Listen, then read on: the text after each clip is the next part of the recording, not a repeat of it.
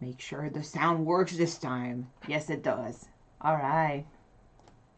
Hey guys, how are you after this last episode ever of Game of Thrones? I hope you're doing so much better than what we are doing right now. Well, at least what I'm doing right now. She's been mad like since yesterday about a few things. I'm less madder than I was yesterday since I saw a comment online this morning. But yeah, I'm a bit mad about how they end the series. I'm not mad about how most of them ended, but the only disappointment I got from last night's episode was John's faith. As much as I understand that he's happy, like... If you want to discuss Hunter, we can talk about it later on the discussion. We're really open for any kind of discussion. Maybe later on in the stream if you have questions and stuff, but right now we'll talk Game of Thrones. Anyway, John's faith, as much as I understand that he's north with Ghost, with Tormund, he's free, he's happy where he is. Like he didn't want the burden to become king. That I understand.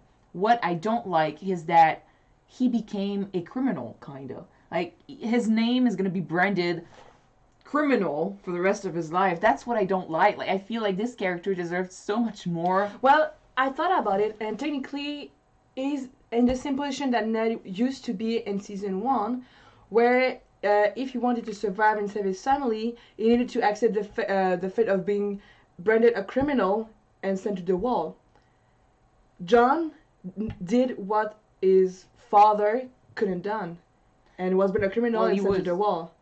The difference is that it's just no. So you prefer just to be a free man. First of all, Ned lied in order to go to Night's Watch to protect his daughters. So he kind of did somehow he kind of did what John did, which is forget his honor in order to protect his family and protect the kingdom.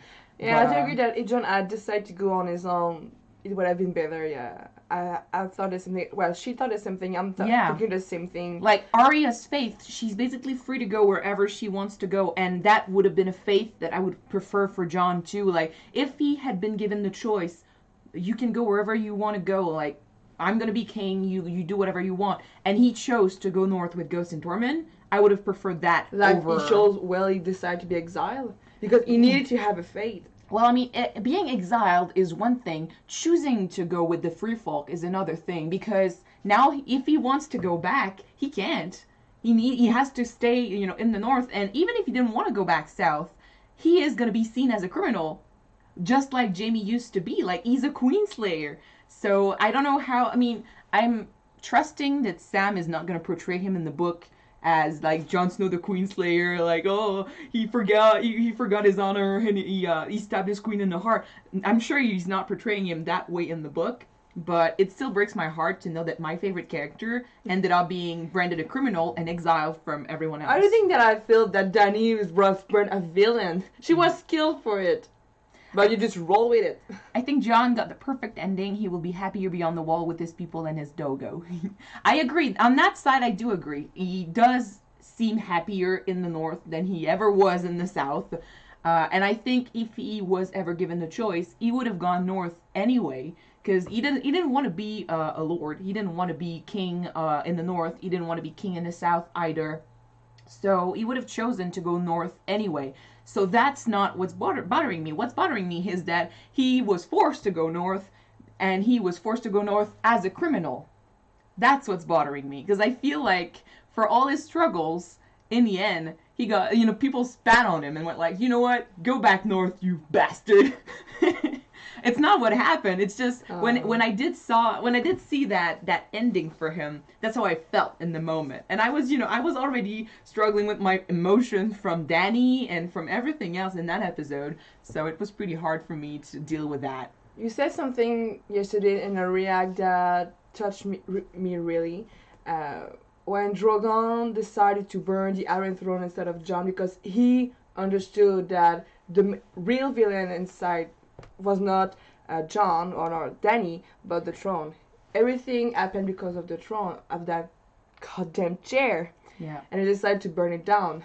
That's how I saw it. Jon standing there in front of Drogon, having basically killed his mom, and Drogon just chose to burn the throne. I'm pretty sure like Drogon didn't see the throne, like he wasn't like, oh, that throne, rah! But the way it was done, to me it felt like the throne was the actual reason Well, Dany he was saw dead. that his mom had been killed by iron and destroy the biggest iron threat that it was. Technically. Well, I think he wouldn't have killed Jon because he's a Targaryen, and it's not like Drogon could know that Jon had done it.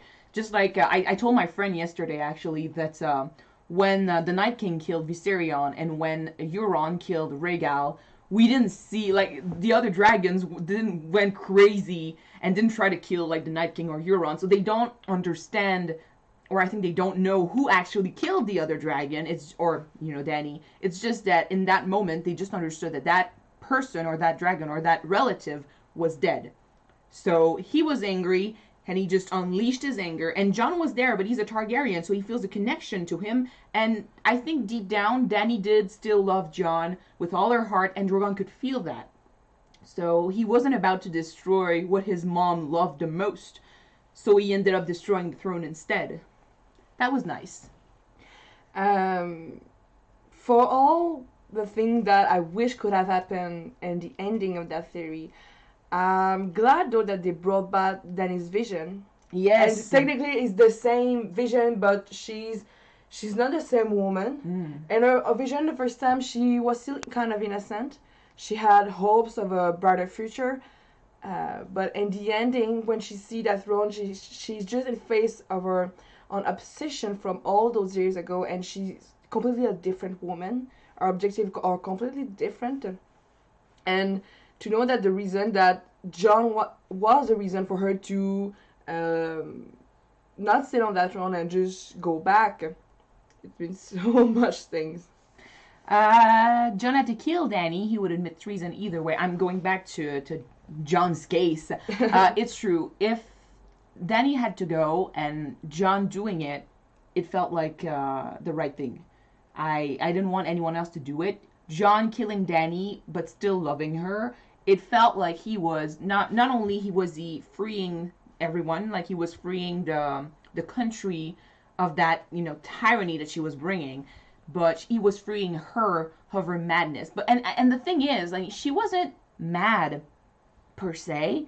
It's just that the way she saw things would bring on destruction to the country. She would bring death, fire, blood, name it. She would bring all of that to Westeros, and that's not a good thing. But and I mean, he did give her a chance. Like, when he went to her, he did ask her, forgive them, please, I'm giving you one last chance to prove that you can be the right ruler. There's no small mercy, and then don't get to choose. Yeah. That's what decided her fate just right now. Exactly. And he did give her the chance, but it's not because he knew he had to kill her that he stopped loving her suddenly. So for him to do it felt right. So it's not about revenge. It's not about power. It's just about what's right, doing what's right. So Jon is the best character to ever do that. And I mean, we know his character. We've known his character since season 1. He's always doing what's right, no matter the consequences. So I was actually happy he got to do it. And it's true that if you look at it on a realistic level, him killing the queen couldn't just go, couldn't just be that. He had to be punished in some kind of way.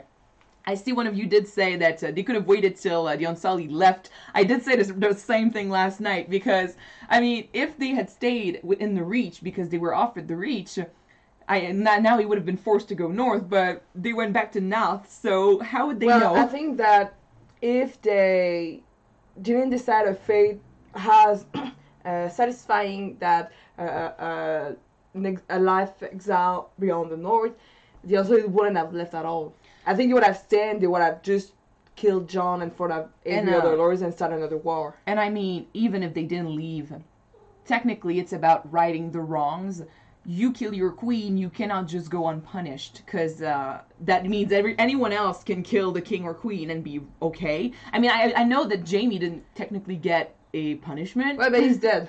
Now he's dead, true. But yeah, I mean, no bad deed should go unpunished, even if the bad deed was right. And I think that's a rule that Jon abides by? Yeah. Anyway, he I follows think- that rule. Yeah. Our cat is playing with the DVDs. I don't know what he's trying to do. Don't do this. Oh, hello. Hi, cutie. You want to make an appearance, Jon Snow? Yeah. Oh, sorry. I'm glad Dany sat on the throne before she died. She didn't, though. No, she touched it. She touched it. I mean, it's more than what she ever dreamed of. Like, she actually got to touch the throne, which she couldn't do in their visions. So, I kind of had the feeling that she might die before she ever got to sit on it, because that would follow the vision. Like, she won't actually get to the throne. But it was a nice thing that to see her reach for the throne and finally touch it, because we knew like she was going to be stopped at some point. So it felt special, let's say it like this, because I wasn't happy when she got to the throne, like all the destruction, and she was smiling. I felt like, why are you happy? This is not a happy moment. But she was happy because finally she got what she wants from all these years. Sorry. Yeah. How would you feel if all your life you worked so hard, you lost so much for something, and finally to be in front of your all your life purpose? Yeah. Everything she did for that throne. We could argue about that. I mean, she didn't free the slaves in Essos because of the throne, but ever since she got to Westeros, all their struggle, all the deaths, all that was for the throne. So to finally go to that throne, I think like to her, it felt like it was worth it. Finally, she was getting which was due. Like, she was getting the price that she'd been reaching for. But that whole moment felt so bittersweet, and the music was phenomenal in that scene. Like, it's a triumphant music. It's a triumphant OST. Like, it's the Game of Thrones theme song. Mm-hmm. But hearing that female voice just somberly sing it, you got chills. I got chills in that moment, because the music was just spot on. it was spot on. And I mean, the music in the entire episode was amazing. Like, in the end, when we got the Starks, all their futures, you know, when they walked one by one and got to their new destiny, let's say it like that. The music was so beautiful. It was like a mix of every single Stark song we ever got to hear, and it was seriously, the music did its thing in the episode. Like, that's it deserves an award all by itself. Then he told Jon that he always knew what was good, which only made him that much more sure that his instinct that she needs to be killed was right. Yeah. At least that's my take on that bit. I agree. I mean, he knew he had to do it, and I think he knew he knew since last episode, and you could see it, but he did try to give her the benefit of the doubt. Like, he tried so much to give her a justification. Like, he was saying to Tyrion, like, she's our queen, she decides, like, she's perfect for the throne, she'll do the right thing. Like, he was trying to give her a chance, but deep down, he knew that's what he was gonna have to do. And it's true that her saying, like, you know what's right. And he was answering, like, no, I don't, because he knew he was thinking about killing her in that moment, and it didn't feel right. Even after he'd done it, he did say to Tyrion, like, did I do the right thing? Because it doesn't feel right. But sometimes you got to make sacrifices, and that was the right thing. But of course, in his heart, it's not going to feel like the right thing, because he was in love with her, and she was family, and he did get to see that other side. But he saw, like, that's the thing with Jon. He saw both sides of Dany. He was with her. He saw all of her side. But he was with her when she was kind, gentle, and helping, and he was with the innocents when she was burning them alive. So he saw both sides, and when he was with her in that throne room, he kind of gave her one last chance to choose between one or the other. And with him, she was gentle and everything, but she refused to pardon Tyrion. Mm-hmm. She refused to pardon the prisoners. She chose fire and blood. Even if she said it with a gentle heart, she chose violence. And, I mean, what would happen in the future? Tyrion said it, like, she would probably end up destroying the North, destroying every single person that was related to Cersei at one point. Sansa was going to be a goner for sure, because, I mean, she was literally fighting against her. So it cemented his belief that he had to do this. but it's never going to feel right. And in a way, I feel like this is the reason why John is such a good person, because he knew he had to do it. But even after saving the world, he still feels like he's being burdened by this. Like he doesn't feel right about what he did. So he has a good heart, a very good heart. The ending, I did like how the end shows and all its season. I didn't read the book, so I watched the show without my obsessive theories about the characters or even the ending. So I enjoyed gladly. Yeah, I mean that's how we saw the seasons. Like I don't know how the books are gonna end. I'm definitely gonna watch it, but to me it's like watch it, read it. You mean? Yeah, read it. Read it. But to me it feels like this universe is so big, and I don't understand the people who are gonna waste several years of their lives, when they were supporting Game of Thrones, only because they didn't like the ending. I can, we can argue that the writing was terrible this season and last season, but we can also decide to forget it and just accept that that's the ending we got. I'm not happy with John's ending, so I'm gonna go with the books and see if he gets a better ending in that one. I've got fan fictions. I can always go, Sorry, guys. read fan fictions and enjoy his endings, his several endings in there. But we chose to enjoy what was given to us, and it makes the experience a lot better, because if we went into season 8 already knowing that we were gonna hate it and just being like, oh, this episode is gonna be trash, I'm not gonna love this, then of course we won't enjoy it at all. So the ending should have Bran's eyes turn blue at the end. Him being King of Westeros made no sense at all. They still didn't explain anything about the Night King and where's Drogon. That's one of my biggest disappointment in that series. They brought up so many things, like Azor has prophecy, maybe Gandria would never technically happened, the Night King, the White Walker, but those things there's no end to it. We don't have an ending to those things, and like we're forced to make them on our anger. On our hunger. And we're left wanting more. Yeah. Which is not technically a bad thing in a show, but this way is not the right way, I feel like, because it's true that they asked so many questions. They made us ask so many questions, and there's a way to let these questions go, and it's not that way. John is all of us. He knows it's not Danny making those decisions, but Dan and Dave. That's what he was thinking about. Yeah. They're making me do this. Ah! Probably, but still.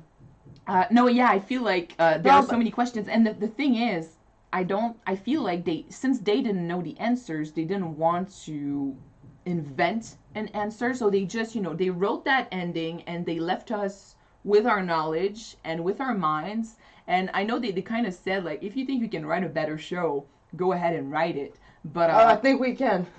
No, I mean, it's not, that's not what I mean, but it's just that we're kind of forced to write our own ending to this show, kind of. That's not our role to do. If you start something, at least finish it. Please. Don't let the viewers with nothing.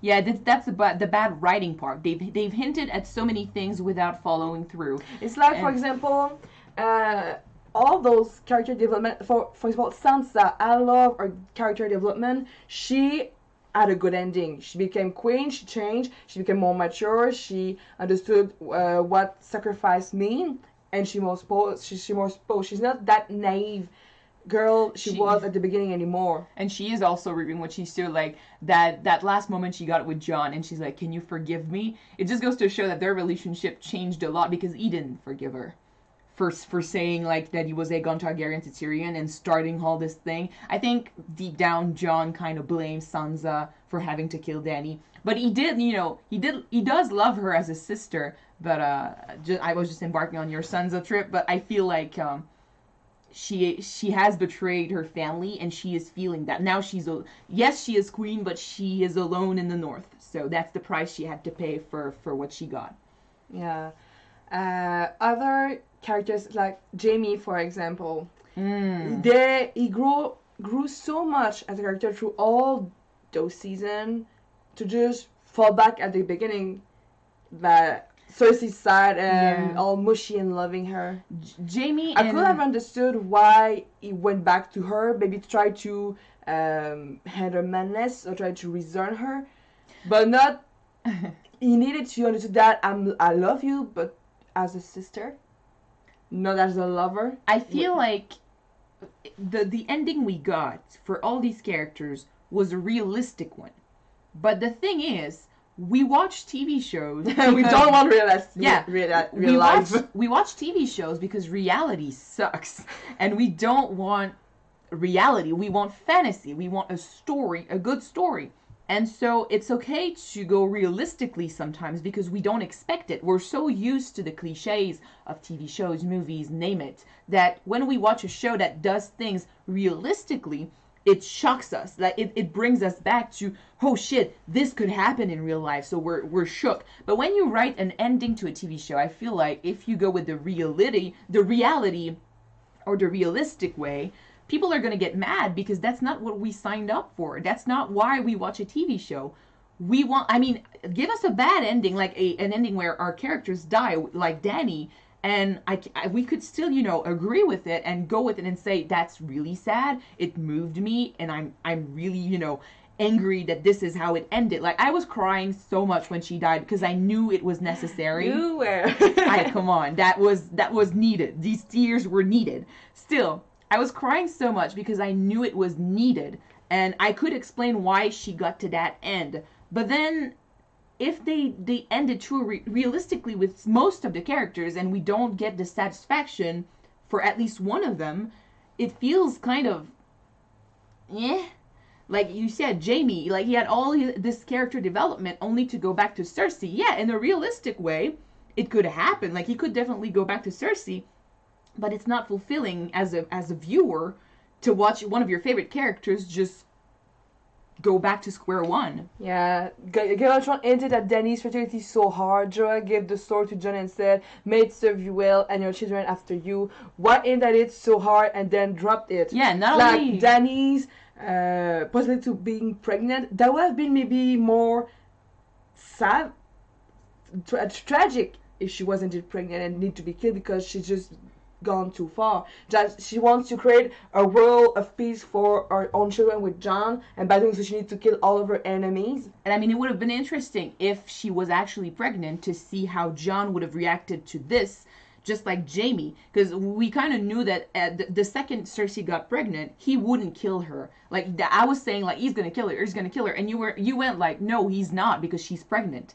So that's not the right thing to do. At first I thought he needed to kill her, but after I thought, yeah, no, she's pregnant with his babe. He's not gonna kill her. That would have been an interesting thing to see, like to see how both characters would react to their loved ones being pregnant, but having to kill them. So that's something that they could have explored, but they didn't. They dropped that storyline altogether.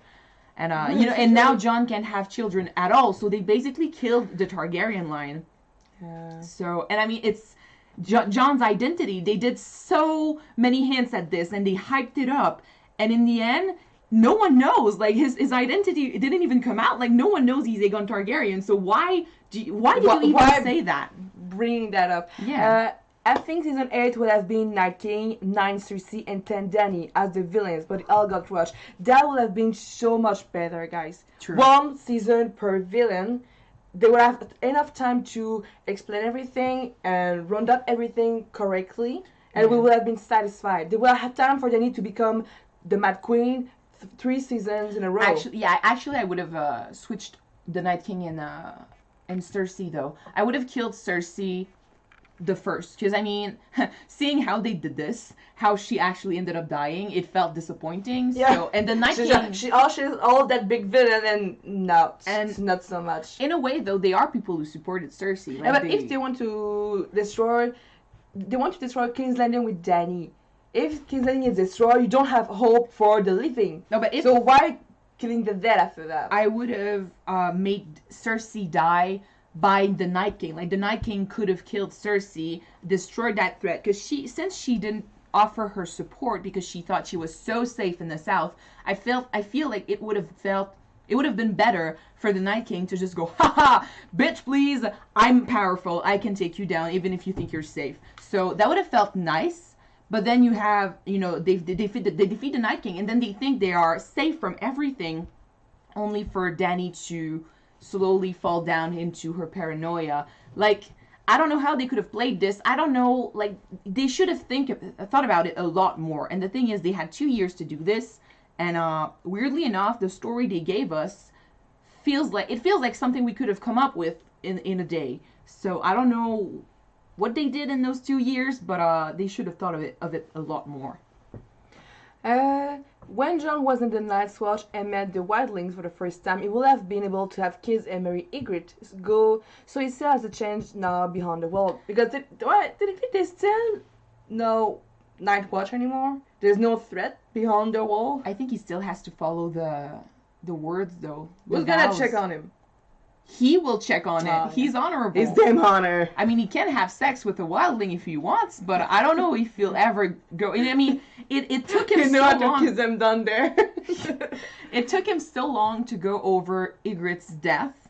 And, I mean, he didn't even cry at Ygritte's death. Like, he felt just really bad. And, but Dany, I don't know if he's ever going to go over that death. So, if he ever does, grieve over Dany and just moves on, he can find a wildling girl and settle down, but he can't marry her, not in the way he should, or, to have legitimate kids. And I think he's never going to agree to having bastards, so. Yeah. Why did the dragon melt the throne?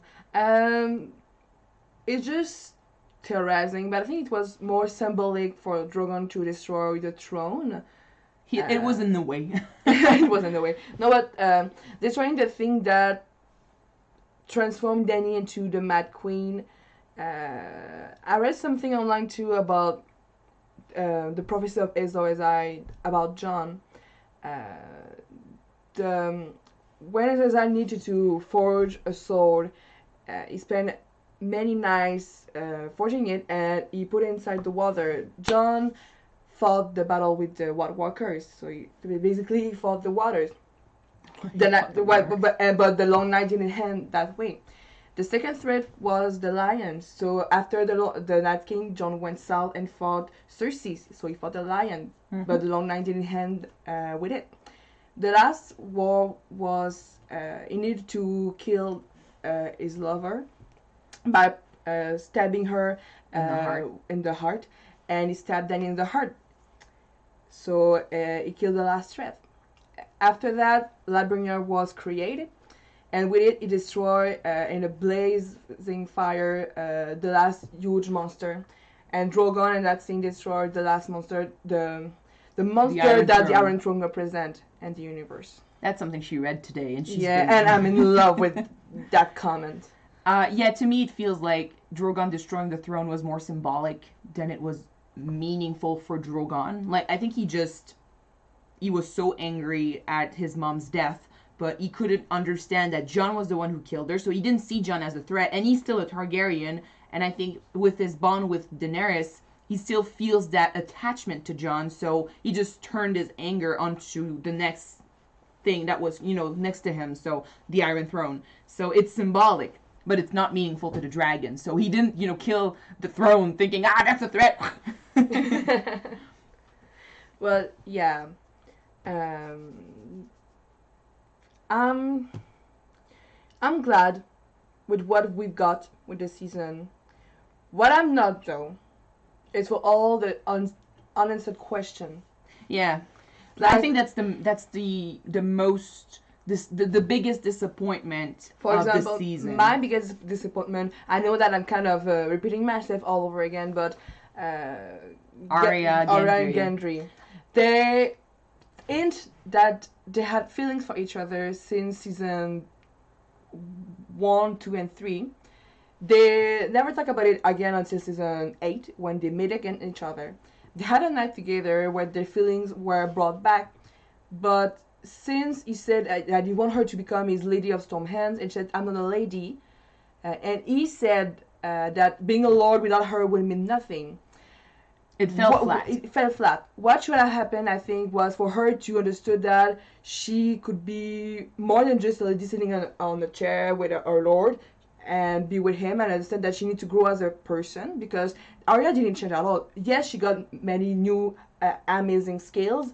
She more calm as a person, but she's still the same little girl in season 1. She didn't grow as a character. I don't agree with that though. I feel like she was naive a lot in season 1, and she didn't understand that sometimes there were things happening that you had no control over. And I mean, she grew from that little girl that was naive to Sorry.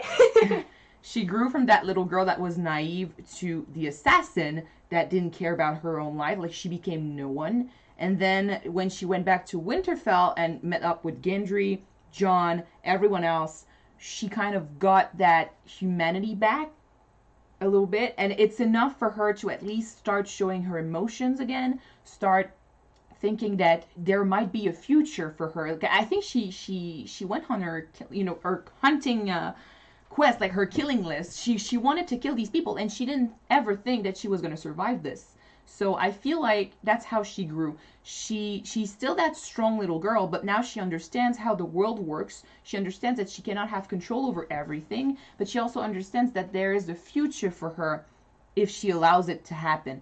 For her to become a lady, that wouldn't be a good ending for Arya. One thing that could have happened is for Gendry to go with her. Yeah, it's for Gendry to go with her, but doing that would be weird for Gendry, kinda. Not really, because in season 3 he didn't want to follow her because he didn't feel right for him to be with her because he wasn't a highborn and it wasn't his place.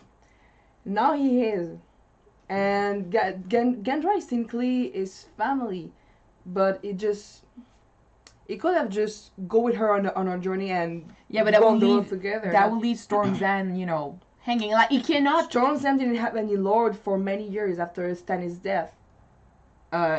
Technically, he was still, the Baratheons were still lords of the place. It's not because they didn't live in it, and I think Renly lived in Storm's End. Yeah. He's technically the lord of the place, so I don't know what you're getting at. No, but after Renly's and Stannis' death and Shireen's death, there was no more Baratheon that lived in that place. Castles need to be filled somehow. And I mean, it's not like he can push away his legitimacy. Like, he is Gendry Baratheon now. So whether he wants it or not, the castle is his. He can go on his own, but he needs to rule the place, like, somehow. This is his people. He needs to feed them. So for him to just say, no, fuck that lordship, I'm just going to go with Arya, it feels unrealistic. Like, it feels bad. I do agree, though, that if they hyped their relationship up and they didn't give us an ending to it, like, it's not satisfying. Like, they just met up and suddenly he doesn't love her anymore. Like, he doesn't try more to convince her to go with him. I feel like it's with the same, it's the same with all the plots in season 8. They hyped it up and then they dropped it.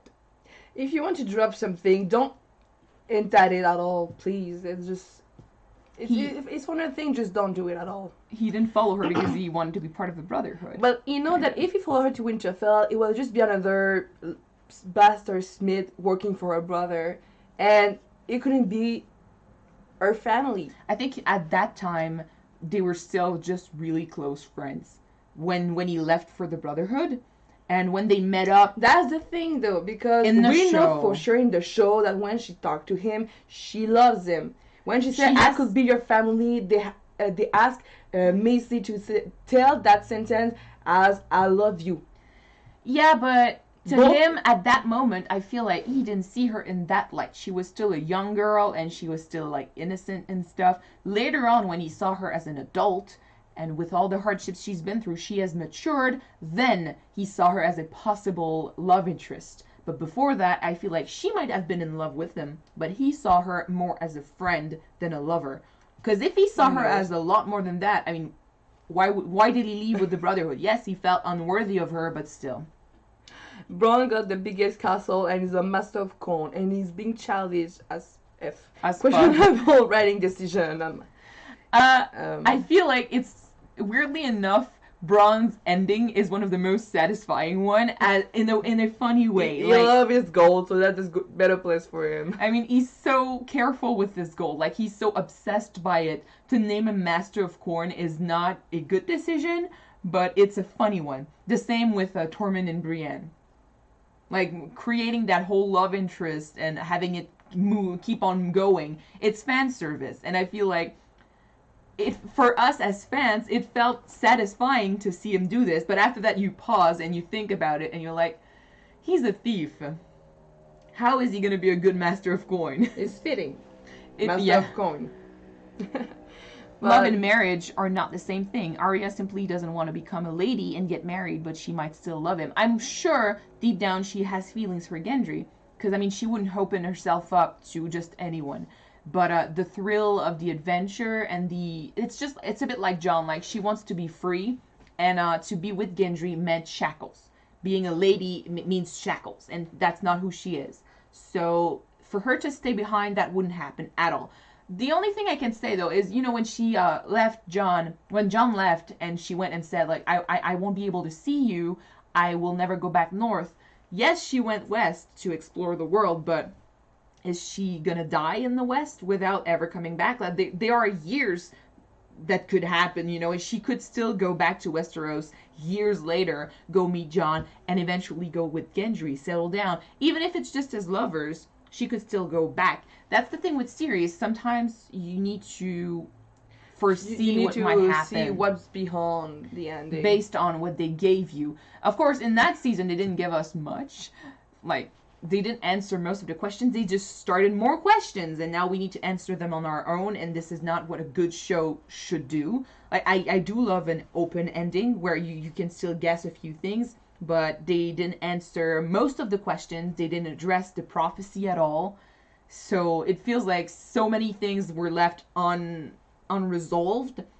That's how we feel disappointed. But there are things that we can still, try to guess in our minds. Like we can see the future for these characters and guess, well, she might go back. Well, she might marry him in the future. Or if they don't marry, they might still be lovers. So this is not that bad. It's just that adding that up to all the disappointments we got this season, Bran manipulated everyone to get power. That's true. He said he cannot become Lord of Winterfell because he's not a Stark anymore, but he became freaking King of Westeros. And the answer he gave, like, why did you think I came all this way? I'm like, so you planned on becoming king? What the hell? I was like, weirdly enough, there were so many memes online about what Bran became, like him becoming king. And he's like, when you do none of the work but still get an A in a group project? This is what it feels like. Like, he did nothing. And my friend says that in the books he is very important, and I agree. So, but they didn't really... It's like Euron. Not much of a character in the series, but so many things inside the books. Same thing for Bran. That's not much of a character inside the series, but so many things inside the books. And I mean, of course you can say like, well, in the books he is, he's important, so I'm just going to read his parts in the books and then add them to what he does in the show. But it's not supposed to be that way. Like, the show was not meant to be a crutch to the books. Like, it's not supposed to be bonus content. It's supposed to be its own work of art. So it's supposed to explain itself by itself. So to have Bran not do anything the entire season, or the entire show for that matter, and suddenly end up having it all. And even in the end, like, he feels like a more calm Robert Baratheon to me, because he's going to the council and they're like, where is Drogon? And he's like, oh well, settle things in the I'm place. gonna look for him. I'm gonna roll out. It looks that like scene felt. Sorry, I'm cutting you off. That scene felt so weird and unnecessary for me. It's like he roll in, say a few words, and roll get out. It feels like you're king. Do a scene that has purpose to it. But it feels like he's gonna do what he's been doing in Winterfell for 2 seasons now. in the No, but he's gonna stay in the Godswood and just do his job as the three-eyed raven and leave his counselors to do the king work. In a way, it's not that bad, because having the counselors do the work means that you're kinda listening to their advice. Like, you're a wise king if you understand that you are not fit to rule, so you're letting these people make the decisions for you. That's how Robert Baratheon did this. But Robert Baratheon was not a good king. Yes, his reign was peaceful, kinda, but he was not a good king. He wasn't taking care of his people. He wasn't. like the counselors, like the council was doing it. So I fear that this is what's going to happen with Bran's council. Like, he's not going to take part in this at all. He's just going to make sure, well, he's better than Robert Baratheon, but he's just going to make sure that everything is okay, everything is according to the history of what he's seen. And Tywin said that a king's best asset was wisdom. No one is more wise than Bran, so it makes sense. Yes. I agree with that. But it's just, I don't mind for Bran to be king. That's a nice twist to the stories. But just give us scene that means something. That thing was just for nothing, really. The council scene, you mean? But well, the way that they shot it was unnecessary. It felt unnecessary to me. Yeah, show Bran is kind of bland. It's true. Now the question is it because of Isaac's acting? Or it's really the way the character is supposed to be? I think it's not the acting that's the problem. If you're giving him, oh, that is Bran, is that way, you need to act it that way, he doesn't have a choice in it. Yeah. Like, if your character is supposed to be no emotion, no reaction whatsoever, you need to act that way too. So don't be too harsh on the actor's acting skill, please. No, that's it. Like, I'm not judging his acting per se. I think this is just the way they created his character. And it with Bran, I'm going back all the way to season 6 actually. It feels like one season he was this kid who was, showing emotions and stuff, and then the next season, first episode we saw him, blah. No emotions whatsoever. And it's not like he saw much more in between those two episodes. Like, he already had the memories of the world. It's just that one episode he was still acting like Bran, and then the other, it's like they said, you know what, now you're the three-eyed raven, it would be so much, it will be much more interesting if you just act without emotions. So when you meet up with your sisters and your brother, it feels weird. It feels weird, yeah. So I feel like they made a last-minute decision, because I mean, remember the previous three-eyed raven, he wasn't that bland. Like, he was still showing some acting range somehow. Like, he was still there. Weird directing decision again. Yeah. But still, the thing with Bran is, even if Bran hit puberty, that's why he started acting sulky. Probably.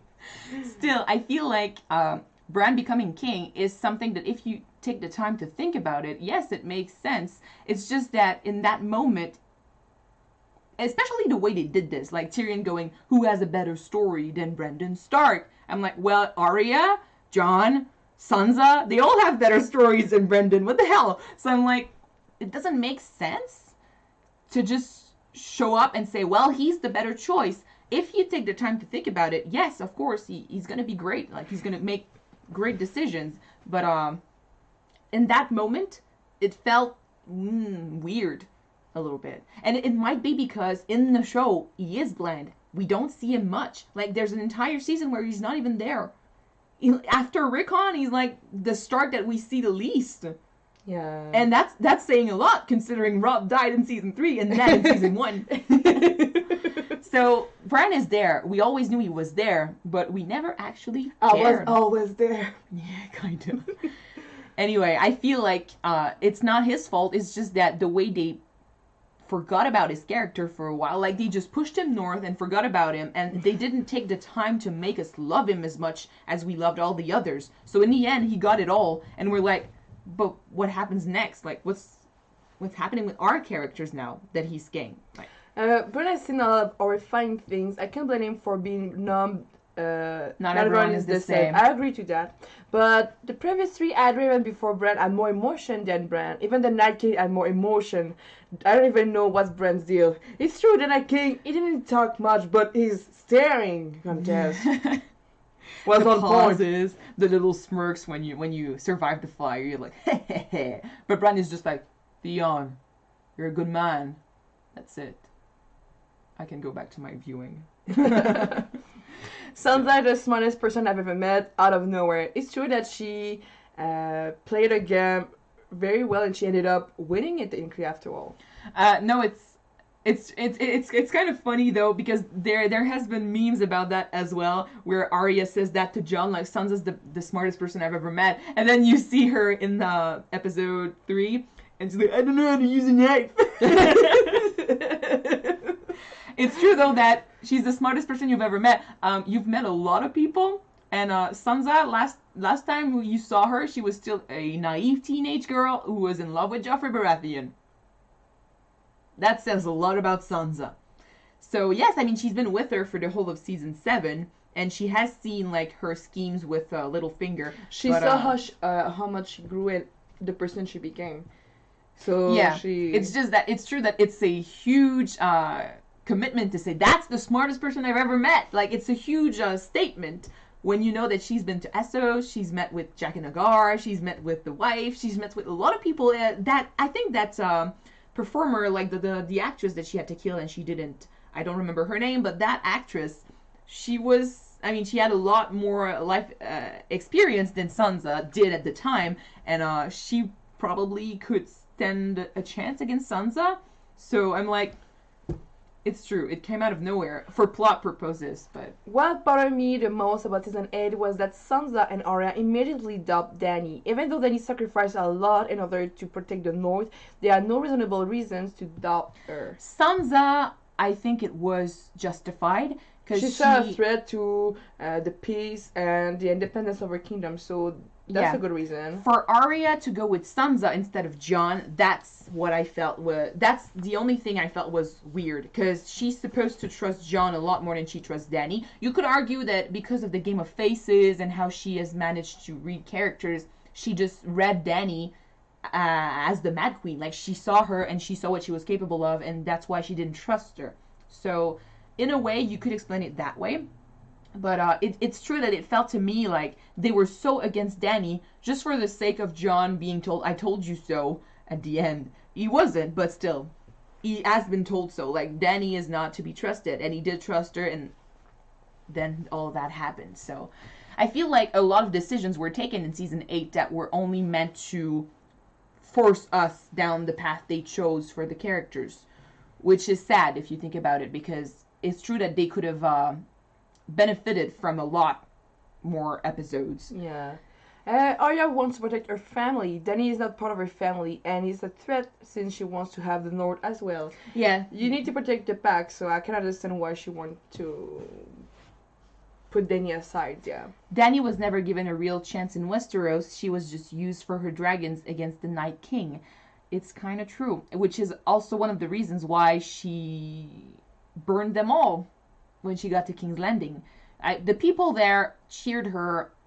Well, they didn't cheer her, that's the thing. Like, when she was in Essos, people cheered her because she freed them. But things were so much more black and white in Essos. And now she gets to Westeros, and right away, she is seen as this foreign queen who comes to Westeros and starts saying, I'm the rightful heir, you should follow me.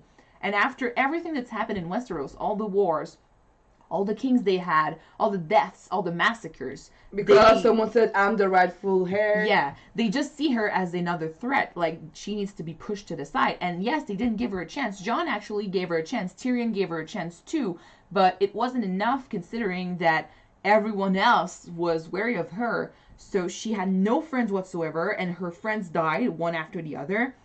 And then she stood in front of the people of King's Landing, and it took her one good scare for them to say, you know what, fuck Cersei, we're going to ring the bells and follow you. I think in that moment she felt that these people were hypocrites, and they weren't going to follow her because she was the right choice. They were going to follow her because she was more powerful.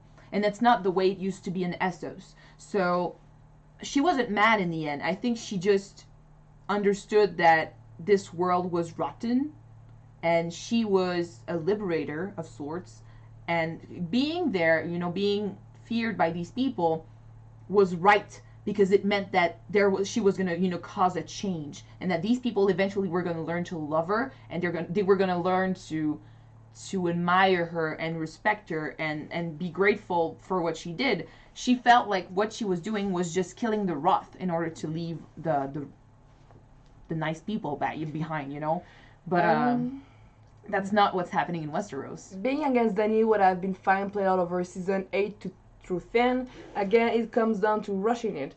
I agree with that. Having a character that you loved, and seeing the character becoming more evil and being the biggest villain to the series. Sorry for my accent. That's a really good scenario. Those are kind of those that we love the most because you love someone and seeing uh, drowning and into madness. Her descent into madness, that's the thing. I agree with what they chose to do, the path they chose. I don't agree with how fast they went down it. Yeah. And it's been fast since season 8, 7. Yeah. Season 6 was still okay. But then in season 7, I remember people started saying, this is rushed. Like, it takes less than an episode for them to travel there and then there, and it doesn't make sense. It feels like starting season 7, they started saying, you know what, we want to rush that story because it could go on for many more seasons, but they want it to end. I don't mind that they travel faster between each episode. Yeah. I don't need for them to I need one episode for them walking on or riding horses to go one place to place A to place B, but when you're in the place, you need more time to develop the story. You need more time for the character to develop themselves. So I don't mind that it takes less than an episode to go to the wall and coming back, but take the time to explore the stories on each of those places at least. And I mean, back in season 7, they were still doing that. Like, I could still explain, like, well, yeah, they're fast forwarding these travels because we don't have the time for this. But then after that, they made Dany travel north in less than a day, which is impossible if you think about it for a sec. You're like, this doesn't make sense. How did they save them? I don't know. Yeah. They should have included scene of Dany killing one or two innocents so we could buy into or being okay with burning innocent children. Well, they should have been more morally gray. I agree to that. I've seen someone on YouTube who said that foreshadowing is in character development, and I agree also to that statement. We've seen glimpses of her that she could potentially becoming a mad queen, but for every bad decision that she made, we got seen of her with kindness, generosity, with her gentle soul, trying to free slaves and be kind to people that she kind of didn't wrong, and she got people behind her helping her being more down to earth. Mm-hmm. So yes, we got seen of her that she saw her brother being killed with a cold heart. She always want the most violent solution to every problem that she has. She wants to burn cities and her enemies to the ground. Those are not character development. You need to show us that she's slowly falling down the rabbit hole. Yeah, because it's true that she's been taking these decisions for a long time now. One thing Tyrion said this episode that's made me kind of go, well, yeah, he's right, but doesn't justify how fast she decided to burn children, was everywhere she goes, bad people, bad men die, and we cheer her for it. Yeah. It's true. The thing is, with Dany, every single time she kills people, back in Essos when she killed the Masters, when she crucified them, every time she does things like this, we cheer her because we are seeing this from her point of view. So everything that's happening, we're on her side of it, so we see them as bad men. So when she kills them, and we see the people like, oh yeah, you liberated us, we're happy, because this is how she feels. She feels happy for doing this. So in a way, this is kind of brilliant though. We have been tricked the same way she's been tricked into believing that she's a good person. But then you get to Westeros, and then you see the first battle with her dragon and the Lannisters, and you're seeing it from the Lannisters' side. And then the people start separating. That's not right what she's doing. I don't like her burning people alive. Oh, why are you, on the Lannister side? They are Lannisters, okay? They killed the Starks. They did the Red Wedding. You shouldn't cheer for them. But then you remember that same season, a couple episodes before that, they showed us Ed Sheeran as a Lannister soldier, and they took Arya in, and they gave her food and stuff. Well, that same Ed Sheeran ended up having his face burnt off at that same battle. So you see that in season 7, they just started to show us the other side. And we started saying, well, I don't agree with what she's doing, but then she's Dany, so I'm conflicted. And she's still killing bad people. And then she burned a Tarlese. Once again, we are seeing both sides. Yes, they betrayed their lord, the Tyrells, but then you also see Sam reacting to their deaths, crying and stuff. So you're like, this is not right. And it goes more and more, down into madness until she kills the people from King's Landing. And it's true that it feels like it's a huge switch, but it's because we are with the innocents. We actually see the children, so we feel the deaths. The poor children on the ground. We feel the deaths and stuff, so we are seeing this from a totally different point of view, and now we kind of get how bad she is. But you're right when you said that foreshadowing doesn't, represent good character development, because what she's been doing in King's Landing, it's just what she's been doing from way back in season 1, only seen from a different point of view. So it feels like we are the ones making character development instead of Dany. She's always been like this. It's just that back then she was trying to justify her actions a little more, whereas now she's just going like, well, it's necessary.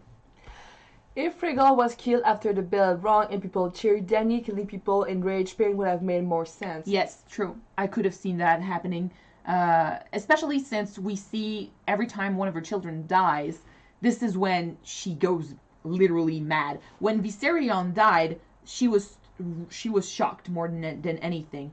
But after Missandei's death, she went very, very, very angry. So, and Rhaegal's death, she was kind of mad when it happened too. So I could have seen that happening. But still, to see her not attack for her own safety and for Drogon's safety means that she still had a glimpse of sanity in her. She could think straight, see, like, this is dangerous. I'm not going to do that. I'm going to pull back. So she was still sane. Her doing this after the bells, I justified it last week by saying that in that moment, she snapped. She snapped because she wasn't satisfied with what she got. It was too easy. Like, she still had all that rage, and these people were following Cersei, and then she shows up, she roars one time, and they start saying, oh, you know what, no, we follow you. This is not love and adoration like she used to have in Essos. This is fear, and it's not satisfying at all. So she felt in that moment that these people did not deserve to live, and it's so easy. It's like when you're controlling a drone in war. She's on top of her dragon, she doesn't see the destruction, she doesn't see the deaths. And Jon did say that in this episode, like, have you been down there? Have you been in the streets? The children are dead on the floor. Like, don't you see them? She doesn't. She's on her dragon. So that, in that way, I can explain it to myself. Mm-hmm. But that whole shift happened so fast that I'm like, Talvamahulis, also must die. True. Very true. I'm sad though, because if the North becomes a free kingdom, will the other 6 do the same? I'm glad that the end, the possibility for Westeros to become a republic. I'm sad that they laugh it off at some, but they are not there yet. It's too early for them to understand, because these are still lords and they still want power. Yeah. I don't think that most of the 6 kingdoms that are left are ready for independence. The Iron Islands are probably the only ones, are them and Dorne. But Dorne, after everything that happened, all the people that died, I don't think they have the power to survive on their own. And that's one of the reasons why I think most of them are still part of the 6 kingdoms. It's because they need the protection of King's Landing, the crown. They need the food that it's gonna, make sure that they have. They need that alliance. And if you are independent, it's good for you. You can say, well, I'm on my own, but that's it. You're on your own. You need to provide food for your people. You need to protect yourself if there is a war. And, alliances can help, in wars and stuff. But if you're independent, you have to count on yourself and yourself alone. So right now, all these kingdoms are hurt after the war. The Reach has basically no one. Like, Bronn is not ready to be independent at all. Dorne is still, hurt and stuff. So I don't think any of them is ready to be independent yet. Westeros is an elective monarchy, actually. It's all about a monarch. It's just that it's not hereditary. I wouldn't say that it's now really a monarchy. It's more like a full powership. It's still a monarchy because he is still king. Yeah, but being king means that the monarchy is that you got full power of your kingdom. You decide everything that's going to happen, and the people need to go by your decision. Well, yeah, that's exactly what's happening. I know. And technically, after that, you're It's a step in the right direction. It's still a monarchy, but it's a step in the right direction. Like I think, like you said, a republic is a good thing, or a democracy could be like the best political system you could go Technically, with. it's just more of a president than a monarch. Well, By this way, if he's kinda. been elected by the people, well, not by the people, but by the head of all the powerhouse in Westeros, it feels more like he's the president of the Six Kingdoms. It's better than what it used to be, that's for sure. Then I mean, we won't ever get to see what it's gonna grow into, but I think right now, for to have the lords decide who's gonna sit on that throne is gonna stop most of the wars. The only wars I could see maybe in the future is if someone has like doesn't really have a voice in that council. Right now, everyone knows everyone and it's okay. But in the future, the lords might not know each other just as much as these do. So if one of the lords doesn't feel like his voice has a power in that council, like if they try to vote for a monarch, a king, sorry, my pronunciation tonight is terrible, but it's still, if they're voting for a king and one of the lords is like, well, I didn't want that king on the throne and I don't, abide by what these people voted for, I'm going to rebel. That could be a possible war in the future, but it's going to be much harder to start a war in this system now that they actually have a choice. Because, I mean, how can you justify starting something? I'm not happy with what we have. You had the chance to talk for yourself and, give your opinion and choose the king. So I like what they did. I like that choice. It's a right step in the right direction. It's just not exactly what we wanted, but that huge change was too much for them right now. That's why Lord Sally's. Oh, can you say it, please? What? That's why Lord there. That's why Lord socializing parties are essential to the good health of a kingdom. Very, very true. Like they need to be friends with one another and stop lying and start, liking each other for once. This is something I did realize in that last episode when they were sitting at the Dragon Pit, and I'm like, you've come a long way when all the lords sitting at that table are people you know of. When we started Game of Thrones, like we knew nothing of most of the kingdoms in the place, but now that everyone is dead, I forgot a few of them. but now that most of them are dead, like everyone's sitting there, you know that one, you cheered for that one, you cheered for that one too. So like, what's the problem now? You know everyone, so this is good. Like right now, this is gonna be good because then anyway, everyone's tired of the wars, so they're gonna be laying low for a while. So a good king is better than bad democracy. I agree. Very, very true. Well, there's a saying that for society to change in this minimum 50 years, like Tyrion said, if you want a society to change, you need to give it time. When Danny wanted the people to understand that the slavery is bad, you need to stop it right now. People were rebel because they didn't understand why she wanted that option, and they didn't agree to that. And Tyrion said you can take baby step for them to slowly understood and doing it the right way. So I think that in the future, maybe in the far away future, Westeros will probably become a democracy. We'll see it happen eventually in our minds, because or in fan fictions. In our minds, yeah.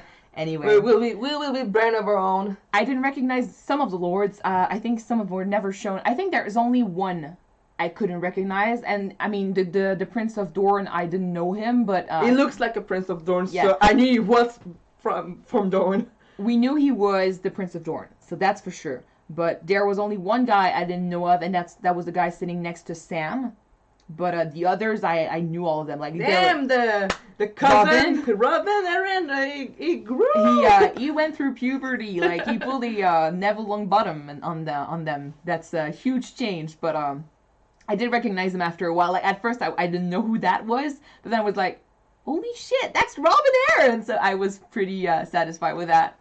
Good evening too. I just want to say, Jon kills Daenerys. Grey Worm as a prisoner and didn't kill him. Oh my god, the script just keeps calling the viewers stupid. Thanks for your reaction. All the best. Portugal. Oh, thank you. I thought too that it was kind of stupid. You got Jon who killed Dany, and for Grey Worm not to kill him, or um, bring justice to Danny from months.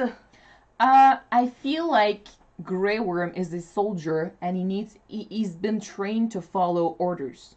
So in a way, him not just killing John out of anger is kind of justified. Like he wants justice for sure, but he doesn't want to start a war and he doesn't want to go against all of these lords, which is kind of what he would have done if he had killed him on the spot, like listening to his anger and everything. So it's weird because he's not one for politics, but it makes sense that he would follow the rules and not kill him right away. Just take him prisoner and then wait for his judgment. So that's actually good. It means that Grey Worm has a future as a good man. But I could have seen him actually, try to kill him out of anger. But he did try. Like, I mean, he did want John's death. But the North's armies were still there. And then Sansa got south with the rest. And you got Bran who came down south too. As well as all the lords. So he was kind of in a tight spot after that. Did y'all see the meme that Jaime and Cersei would have survived if they stood a few minutes to the right? There was no bricks on the floor there. Right? And weirdly enough... I think it was budget. Most of all. No, but yeah, we've seen the meme, yeah. And it makes no sense because if you look at their death scene, you see that the entire floor just went down on them. And it started from way back over there. So it was made that way so Tyrion could find them. And have that moment, which I'm not complaining. I love that moment. Oh, that scene was so hurtful, guys. It's true that it doesn't make sense that since the entire floor fell down, and they're only on their one layer of bricks. Yeah, like the entire floor fell on them. So how come they're so they're not buried deeper? Like I was surprised he found them, but I'm never gonna complain about a good scene with Peter Dinklage, and that's what we got. So. Oh. It was confirmation, like they needed confirmation, but for Tyrion to find them so easily and on his own, that's it's not realistic at all. Oh gosh, I told in a react that I wasn't used to seeing Peter Dinklage that emotional in a scene. I'm used to seeing like being more harsh, smart ass, and more funny, but crying on spot during that scene touched me so much because I have a saying: if you show me something that needs to do with family or close friends, I'm gonna cry. That's a saying? That's what I said. Every single time, if you show me something sad about family members or closest friends, best friends, I'm gonna cry every single time. As much as we can blame the story, the scripts and stuff, there is one thing that I'm never gonna complain about, and it's the incredible work that these actors put into their characters.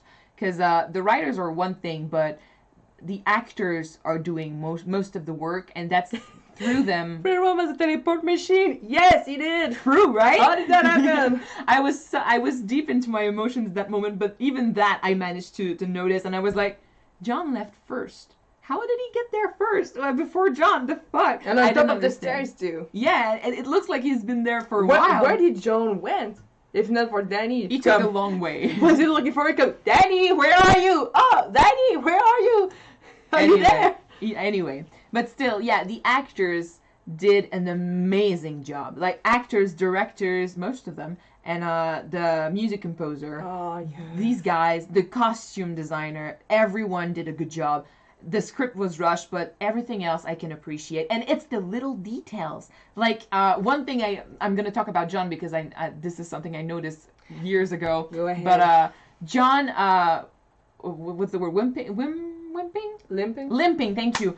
John limping. That's one thing that I noticed, and it's such a small detail, but it just goes to show that these actors can put so much into these characters, and they bring them to life. Like, John limping could have been from Kit Harington not being able to walk straight because he broke his ankle a few years ago. But, you clearly see, like, that ever since he fell from that horse in Battle of the Bastards, he's been having a problem with his leg. And you saw it this season when he was walking with Varys on the beach. He was having a hard time with his leg again. I felt like this was such a nice little detail to put there. And not just that, but everyone else, like, I don't know, like all the little talks that they have, like all the gimmicks they did, like everything was so perfect on the actor's side, Mm-hmm. and it's just that's why I love this show so much. That's why even though the last seasons were rushed, I'm still gonna love this series, and this story is gonna stay in my heart. Ladies, so who stopped the Dothraki for the bloodlust of violence and bloodlust after the queen's death? Very good question. Yeah. It's true that they didn't even address like the Dothraki at all. Well, Like, they followed the strongest leader, but I think they just once Danny was was killed, they oh chose no, another. we're Well, going back to Essos. no, they're not gonna go back. But they're gonna stay in Westeros, and they're just gonna start their Khalasar there. Like they're gonna choose a new Khal, and It's like when you try to brought something from another country, like a flower or a bug, and it's just rampage because the country is not used to it. but I mean, like, why would they go back with the Unsullied? They wouldn't. And it's true that they follow the strong. So technically, Jon killing Dany means they would follow Jon, but we know that they don't follow Jon. So I think they just went on their own and started their own thing. Like, They make a hippie group. because they didn't address it at all at the council. So I'm guessing they left as soon as Dany died. Just like when Drogo died, they didn't stay behind for long. Like, they don't value loyalty as much or the same way we do. Oh, the devil's in the details. I saw what you did there, Westeros. Sorry, Westworld. Sorry.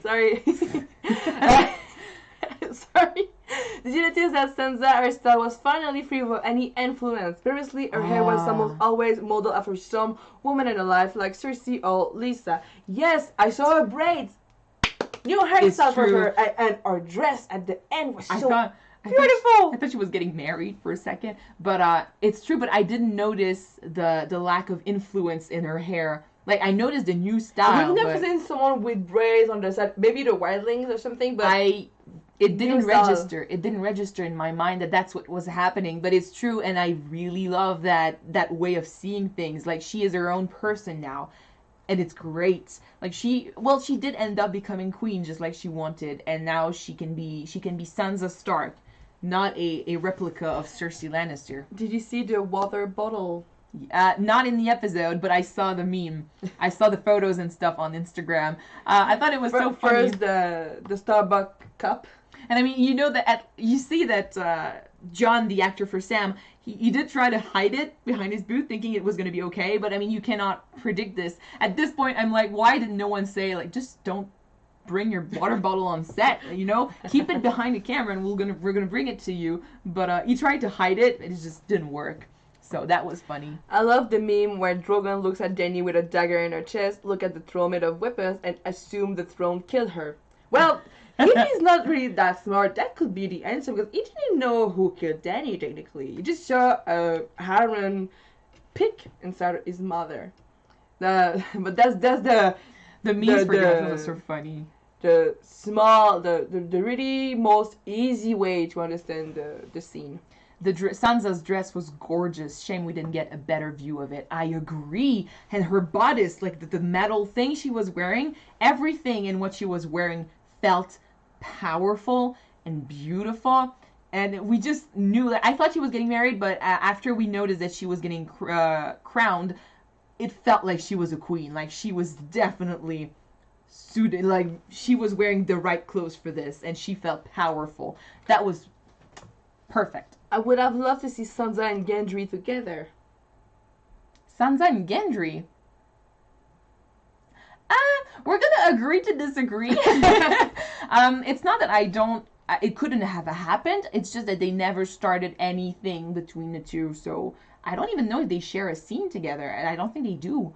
So... No, the only scene that they share together are during the feast. But they don't talk at all to one another. Yeah. I think it would... I mean... It's true that it would have been nice to have a Stark and a Baratheon, marry each other, because that's something that Robert Baratheon did say back in season 1, and everyone has been, and it would have been fitting with Arya, but we didn't get that. Sorry. She's really mad about this. Yes, I am mad about this. Yara Greyjoy in a thought, why didn't I ask for independence as well?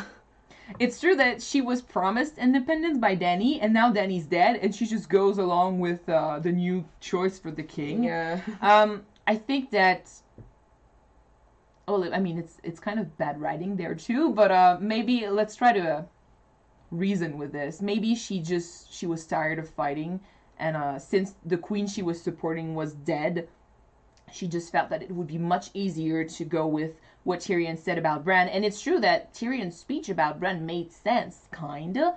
Tyrion always was good with speech. Yeah.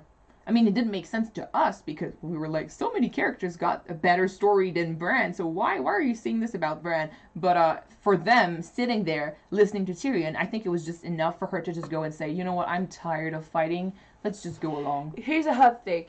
The Children of the Forest retook the country at the end. Bran is an extension of their culture and influence. It's a very interesting way to see this. It's kind of true, too. I kind of thought about it this morning. Like, it would have been great for the Children of the Forest to just come back and retook everything from the normal humans. It's kind of it's justice in a way, because the Children of the Forest were massacred, but they technically also started the whole Night King thing. Like, it's because of them that we ended up with the Night King. So for them not to actually take over the country, but for their influence and their knowledge and their beliefs to be brought back to Westeros through Bran, that's a better ending than them, overcoming everyone with the Night King like they wanted at the beginning. I love how Game of Thrones recorded multiple scenes in my city in Spain, and at the end of this month, Westworld will record a few scenes there too for season 3. You're lucky to live in Spain. Oh. This is the thing with living here in Quebec. I mean, we love the place. It's just that, and in Montreal they do record a lot of stuff, and sometimes. But it's city stuff. It's mostly studio stuff and city stuff. Like they did film Warm Bodies in the Olympic Center. Olympic Center, yeah. And when you watch the movie and you recognize the place and you're like, oh wow, I walked by that center every single morning for 2 years. So this is cool. But I feel like Quebec lacks history so much. Well, it does have history, but our history is very young compared to all the other countries in Europe, for example. And I'm like, this is when I'm sad. When I think about this is when I'm sad about living here in Quebec. Like, we have vast fields of greenery, like we have forests and stuff, but we lack the character that Europe has and all the places around Europe. So, what about the whole prince that was promised? The whole Jon Snow storyline was BS. In the show, it's true that makes me mad a little bit. The fact that they didn't address it. She did say at the beginning of the stream that she read something online about Jon actually being the prince that was promised if you take a moment to look at what way. he did. Yeah. Like, can you just please tell me his story, please? Basically, first of all, he is the prince that was promised because he is literally Aegon Targaryen, the prince that was promised. So starting from there, he is supposed to be Aezir Ahai. Aezir Ahai forged Lightbringer by doing 3 different things. Like, he forged it for a few days, then he used water, like he plunged it into water to and it broke. Cement it, and it broke. Then after that, he tried to 50 nights, he reforged another sword. You wanted me to tell the story or not? I'll tell the story. Okay, so then it broke in the water. So then after a few days... Okay. No, continue. I'm going to talk about that later. Anyway, after a few days of forging it again, he plunged it into a lion's heart, but it didn't work. And then after a while, he knew what he had to do to create the true Lightbringer. So he brought Nissa, his lover, his wife, and he asked her to open her chest up to him, and he plunged it into her heart, and that's how Lightbringer was created. With Lightbringer, he destroyed the threat, the monster. Now, if you look at Jon, peace was born. Yeah, if you look at Jon now, some people say that he created Lightbringer by, giving Needle to Arya, and she's the one who killed the Night King. But her theory is that the water thing, like he plunged it into water and it broke, was the Night King.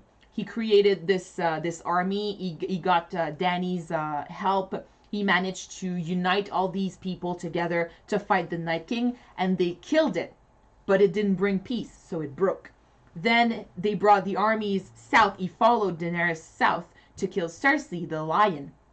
They tried to fight her. They plunged a sword into her heart by attacking King's Landing. But Dany wanted to go on a rampage and brag another tyranny on the world. Basically, after the lion was dead, peace wasn't, brought back to Westeros. So the Long Night is not over yet. The Long Night could be seen as depression, So it broke. So yeah, the sword broke. And then Jon, Azor Ahai, knew what he had to do. He went to Dany, his lover. He asked her to show her chest, which is basically show her love for him. So he kind of got her close, started kissing her, and he plunged a knife in her heart. He killed her. That created Lightbringer, which was basically Drogon in that moment. But, I mean, Drogon destroyed the throne, so he killed the monster. By killing Dany, he brought peace back to the land, and he destroyed the wheel. So if you see it that way, he is Azor Ahai. Like, he is the prince that was promised, and the prophecy makes sense. Now, though, did the writers write this knowing that, or are we making this up because we want a justification for whatever happened?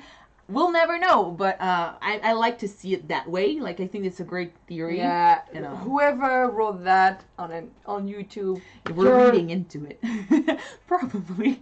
But still, it's okay to read into it. That's why shows exist. That's why fandoms exist. That's why fanfiction exists. Why I react that way? I read that Aaron Paul was supposed to be in Westworld season 3. I saw. Are you kidding me? Really? I don't want to watch the trailer yet because we have not finished season 2. We have to. But I did see his face on the thumbnail, and for a second I went like, Jesus Christ, he looks like Aaron Paul. But I screamed out and I didn't look. But now you just confirmed that it is Aaron Paul. So I'm like, holy shit, he changed so much. Oh my goodness. Anyway, earlier I said someone said that our country is amazing and you love Toronto. I'm happy you did. As always, I rose to bring the dawn. You could say that after the destruction of King's Landing, with the ashes, it was gray everywhere. And by killing Dany, Drogon left, and the ashes fell down, and the sun was brought back. You killed Dany technically at the beginning of the day. The thing is, with these prophecies, we tend to read them literally. Like, maybe the Long Night wasn't technically about the sun going down and not coming up till he brought back the dawn. Maybe it was about a war era, about a destruction era, about, just an era of fear that was, going to fall down on Westeros and never leave until he brought back the dawn. Hope for a better world. As for him not actually killing a lion, it's true that he did not push, he did not kill Cersei directly, but he didn't kill the Night King directly either. It's what he did in order to help. He had a part in it. Yeah, he had a part in it. If it wasn't for Jon, yes, maybe Dany would have destroyed Cersei way earlier, but they would have been dead because of the Night King. Technically, dawn and darkness can mean so many things. It's like we had an history in Quebec that we call the Great Darkness, when the small folk was trusting like the church and doing what the church has them to do, and basically the small folk weren't free to do what they want to do, and slowly the people rebel against the church, and they decide to do c'est quoi le mot déjà? Laïque. They decide to separate the church from the government. So no religion whatsoever. Anyway. Yeah. So our great darkness at that time was that we couldn't see the light of. We couldn't see hope. Let's say it simply. We couldn't see hope. I'm keeping it simple. I think it could mean only that he was meant to bring hope back to Westeros. Peace. Not war, not, despair, not death. Which is what was happening in Westeros during the war, during all these 2 seasons, And he had a part in this. Yeah, that's it. La Grande Noirceur, the Great Darkness. He definitely had a part in this. Like, yes, bringing Dany north is what made them succeed against the Night King. And then after that, they needed to defeat Cersei. And Dany alone could have probably done it. She did it all on her own. But for him to still be there and still, bring her there with his armies, he still, managed to create these circumstances, and I think he helped out, which it could be a way to see this. And I mean, you did say, like, we are reading into this way too much. True. I mean, the show, I don't think the script was written for us to see it that way, but we need to read into this because, I mean, they didn't answer our questions. But the Azor Ahai is Lord of the Light champion. Ahai? Yeah. Lord of the Light doesn't care about people dying needlessly, only about defeating the Death Night King. Well, you could say that Jon Snow was brought back by the Lord of Light. He was his champion. I don't know the true purpose of the Lord of Light, but if that God want to bring back peace on Westeros, he needed a champion to do so, and his champion was Jon Snow. That's why he brought him back to life. If the Lord of Light's purpose was only to kill the Night King, and that ended with the Night King, then I like the theory that Arya was Lightbringer, and Jon was still Azor Ahai, like he was the champion that was supposed to create all these circumstances. Because without Jon, they would have lost. Because no one would have known. The wildlings would be dead north of the wall.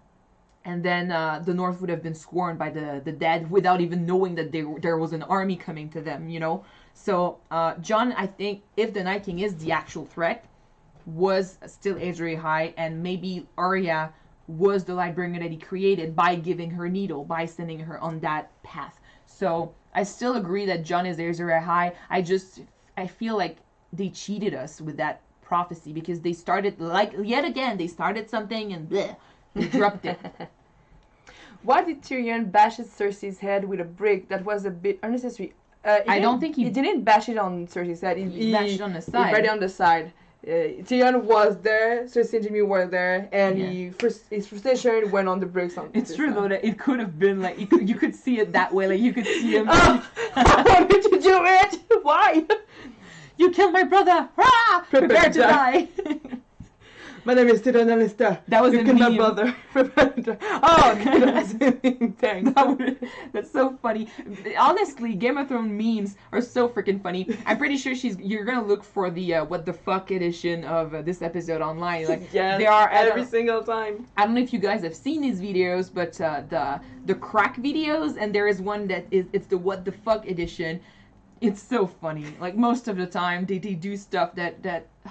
It's genius, but anyway, it's kind of a little happiness after watching this episode. We're like, we're laughing, so at least. Season 8 was weak, but the memes were at an all-time high. Yeah. We got the meme we were promised. Like, we've got, it's the resurrection of the Gendry rowing meme.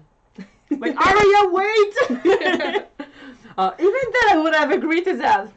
It's the only joy I can find. Have you seen Varys throwing up meme? No. No, but I'm gonna look it up, guys. Yeah, we're gonna look it up. Wait, keep talking, I'm gonna look it up now. La finale de Game of Thrones n'était pas si bonne. Oh, j'acquiesce tellement avec ton commentaire. Ben, c'est pas qu'elle était pas très bonne, c'est juste que on dirait qu'elle était plus à moitié faite. Sorry for all the French. On est à moitié satisfait avec la fait qu'on a reçu. Oh yes, sorry. Donc c'est comme si tu Look what? at that one. Whoa! Sorry guys. It's a meme about it's Jaime and Cersei season 1 episode 1 fucking, but instead of Cersei, it's Varys throwing up. So sorry. Yeah. Keep going. Keep going. Yeah, excuse my French. But yeah, the finale that we got wasn't that fulfilling for us. We got maybe half of it. I'm happy with Sansa.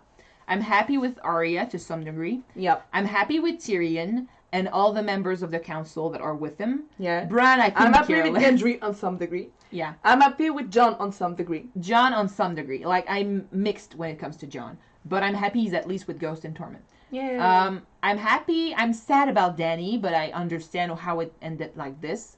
I'm sad. I'm mad about Jaime. I'm okay with Cersei. What about Cersei? Well, I think it's the general feel. A few people, but maybe a bunch of people online said that she wasn't really herself by the end of it. It's like wimping at all. It's like they said that Cersei would have been facing Dany drinking wine and burn me, bitch. I don't care. Did you see? There was a photo like that was coming out on Instagram this week of a pile of rocks, and you just saw like a hand coming out of the rocks holding a wine glass and stuff. Like this is Cersei next episode. I didn't drop my glass. That was funny. I feel like anyone could lose calm and focus once they realize that they are about to die. And that's the thing with both Dany and Cersei, actually. Both of them felt untouchable. Like, they felt they were going to win, and nothing could stop them till that very last moment when Dany got stabbed and when Cersei realized that she had no one to protect her and everything was falling down around her. And she did stay, in the Red Keep for a while, looking at Dany and going like, no, the Red Keep has never fallen. I'm going to be all right. But then reality sank in, and she just went crazy. Like, she lost, obviously, and she was about to die, and she was still pregnant, so that might have played a role in her crying. But Cersei phrased that during Blackwater. She was about to kill herself and Tommen.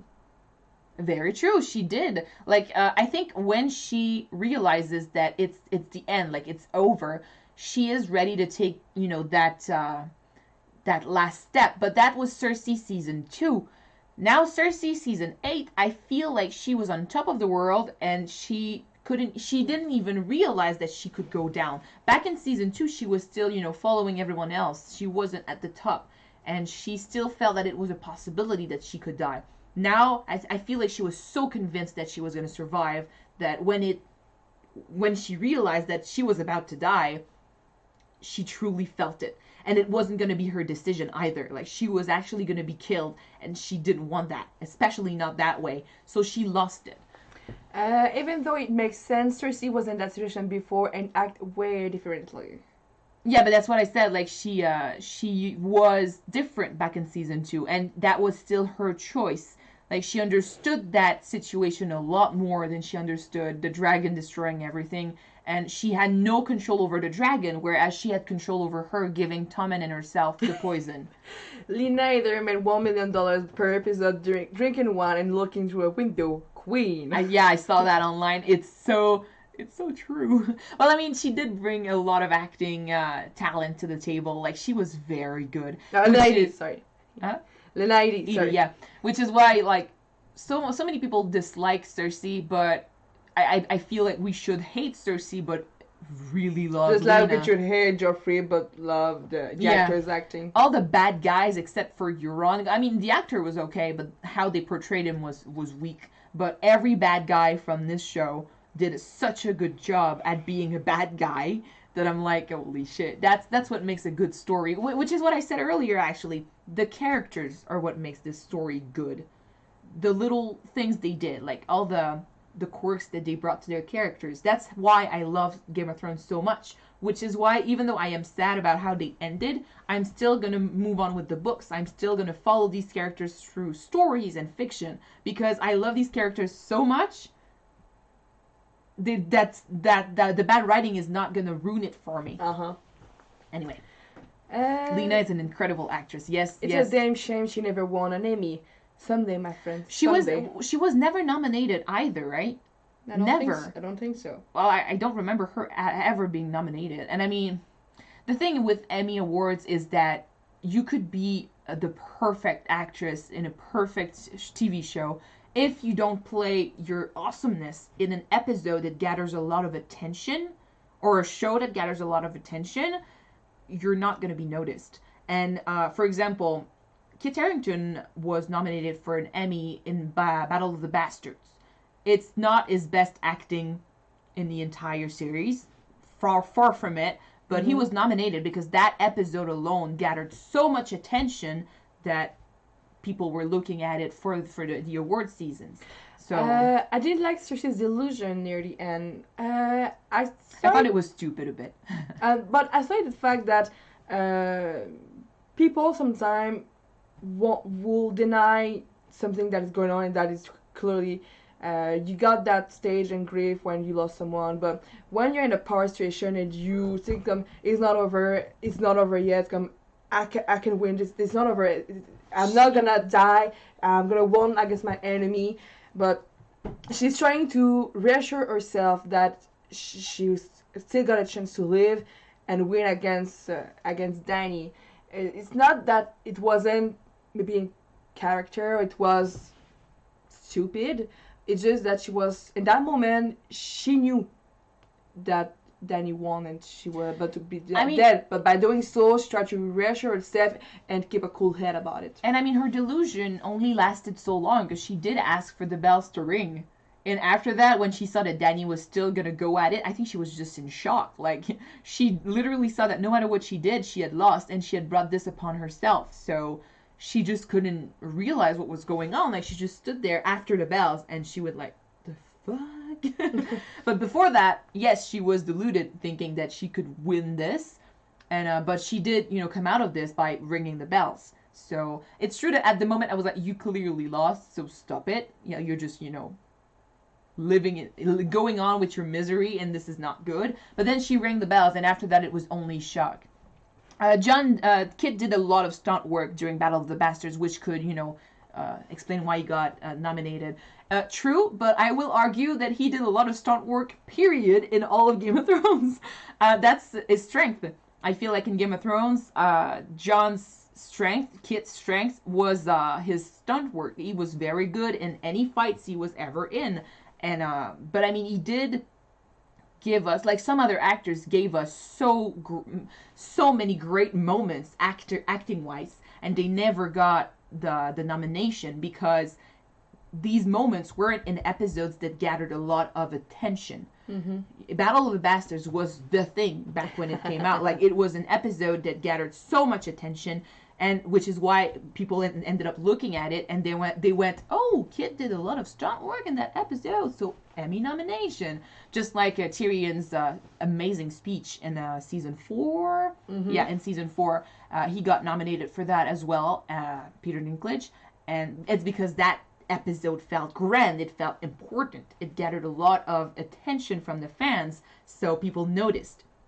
So saying that, Lena never had a nomination, it's not because she's not as good, it's because sadly she never had a huge moment in an episode that gathered a lot of attention. Like, if she had done a speech like Tyrion's in a finale of season 6, maybe she would have gotten something. Lena's acting is very nuanced, which is overlooked in a TV show world. If it was a movie, it would have been a different story. Yeah, it's true. And movies, as a whole, attract more attention than single episodes in a huge TV show. You tend to overlook it. It is true. Even if I want the Lannister to go extinct at the end, I'm happy with the way things turned out. It's true that Tyrion was on my maybe Deadpool list. I thought for sure that Danny will have executed him by the end of the episode, but I'm glad that he survived. Well, if you think about it, a lot of families were extinct by the end of this, because Jon can never marry or have children, so the Targaryens are gone. It's over for the Targaryens. Starks, if Arya, I don't think she's ever going to have children, but if she does, they're not going to have the name Stark. Unless she gave her name. Why? How could she? She's neither a queen, nor a lady, nor anything. She just went on her own. Well, she is a lady by birth, but still. Sansa is the only Stark who could actually give her name to a child. But the question is she ever going to marry after what happened to her? So the Stark could very well go extinct if she never marries. So this is sad. Gendry, now that he has the Baratheon name, that the Baratheons are safe. If he marries. If he marries. He's going to marry. You know he's going to marry. Yeah. Still. Sansa can write her own rules. She could take a bastard and, name him Stark and just go, I adopt you. But there you go. So I don't know. Yeah. But still, most of the big families, like the 4 that we see at the beginning of Game of Thrones, like around the title, most of them are gone. Like it's over for most of them. So. What about the Walk of Shame, with Lena's acting? That was a beautiful scene, but didn't get the attention it deserved. I don't know if it was because she took a stunt double for the body, and maybe that they frowned upon that. Like, if you wanted this scene to be perfect, you would have done it yourself. I don't know if they frowned upon that because of that. I respect her choice. And she said that she wanted to concentrate totally on her emotions. And it's also because she had children, and she's seeing nude scenes differently now. But and I mean, people are harsher when it comes to women. Like, true. I have a bad feeling about Sansa. I think she will become a mix between Cersei and Littlefinger. But with a stock heart, so um, she will be I fine. was afraid of that if she ended up being the queen of the Seven Kingdoms, but now being queen in the North, she is deep into her roots. She is at home, and we did notice earlier that someone said that her hairstyle was devoid of any influence from anyone. Like it was actually Sansa's hairstyle for the first time ever in Game of Thrones, which could mean that for once she is going to stop listening to anyone else and she's just going to go at it her own way, and I love that. So Sansa wearing all that leather, she's definitely a dominant woman. Her husband would take the name Stark. oh yeah, he would definitely. The question is she going to marry? That's what I don't know. The Osloid keep on multiplying like gremlins every episode. True, it is true. And I mean, how are they doing this? They have no way of. But it's true though. I mean, weirdly enough, it looks like no matter how many people Dany lost in the war, they all just kept coming back. Like all the Dothraki were supposed to be extinct after that first attack on the Night King and his armies. And some of them came a back. few came back, but not she got an army of them. Yeah, you saw in this episode, like there were so many of them just cheering her on. So I'm like, how did they survive? I'm not sure if it's guaranteed, but there will be definitely trouble. Jon is still alive, so if people ever adopt her, there's an alternative close by. Yeah, but I don't think he's gonna ever come back. I mean, we could. I mean, it's a good way to start a fan fiction. I mean, it's forget multiplying. What are they eating? One more episode, and Jorah and Miss Sunday will be there too. If only she had waited one episode, Miss Sunday would have been brought back to life. Yeah, because season 8 logic. Yeah. Everyone comes back. Let's go. But no, it's true. It's weird. As for Jon in the North, Jon is never gonna come back. He went north of the Wall with the Wildlings, and I don't even know if like they can Thomas reach said, you him. got through north in your veins. Yeah, you're never gonna kneel again. He's not gonna follow these rules. I mean, he was forced to go back to the Night's Watch, but him leaving with the Wildlings goes to show that he's not gonna stay at Castle Black because there is no reason for him to stay there. So I don't even know if they'll manage to reach him.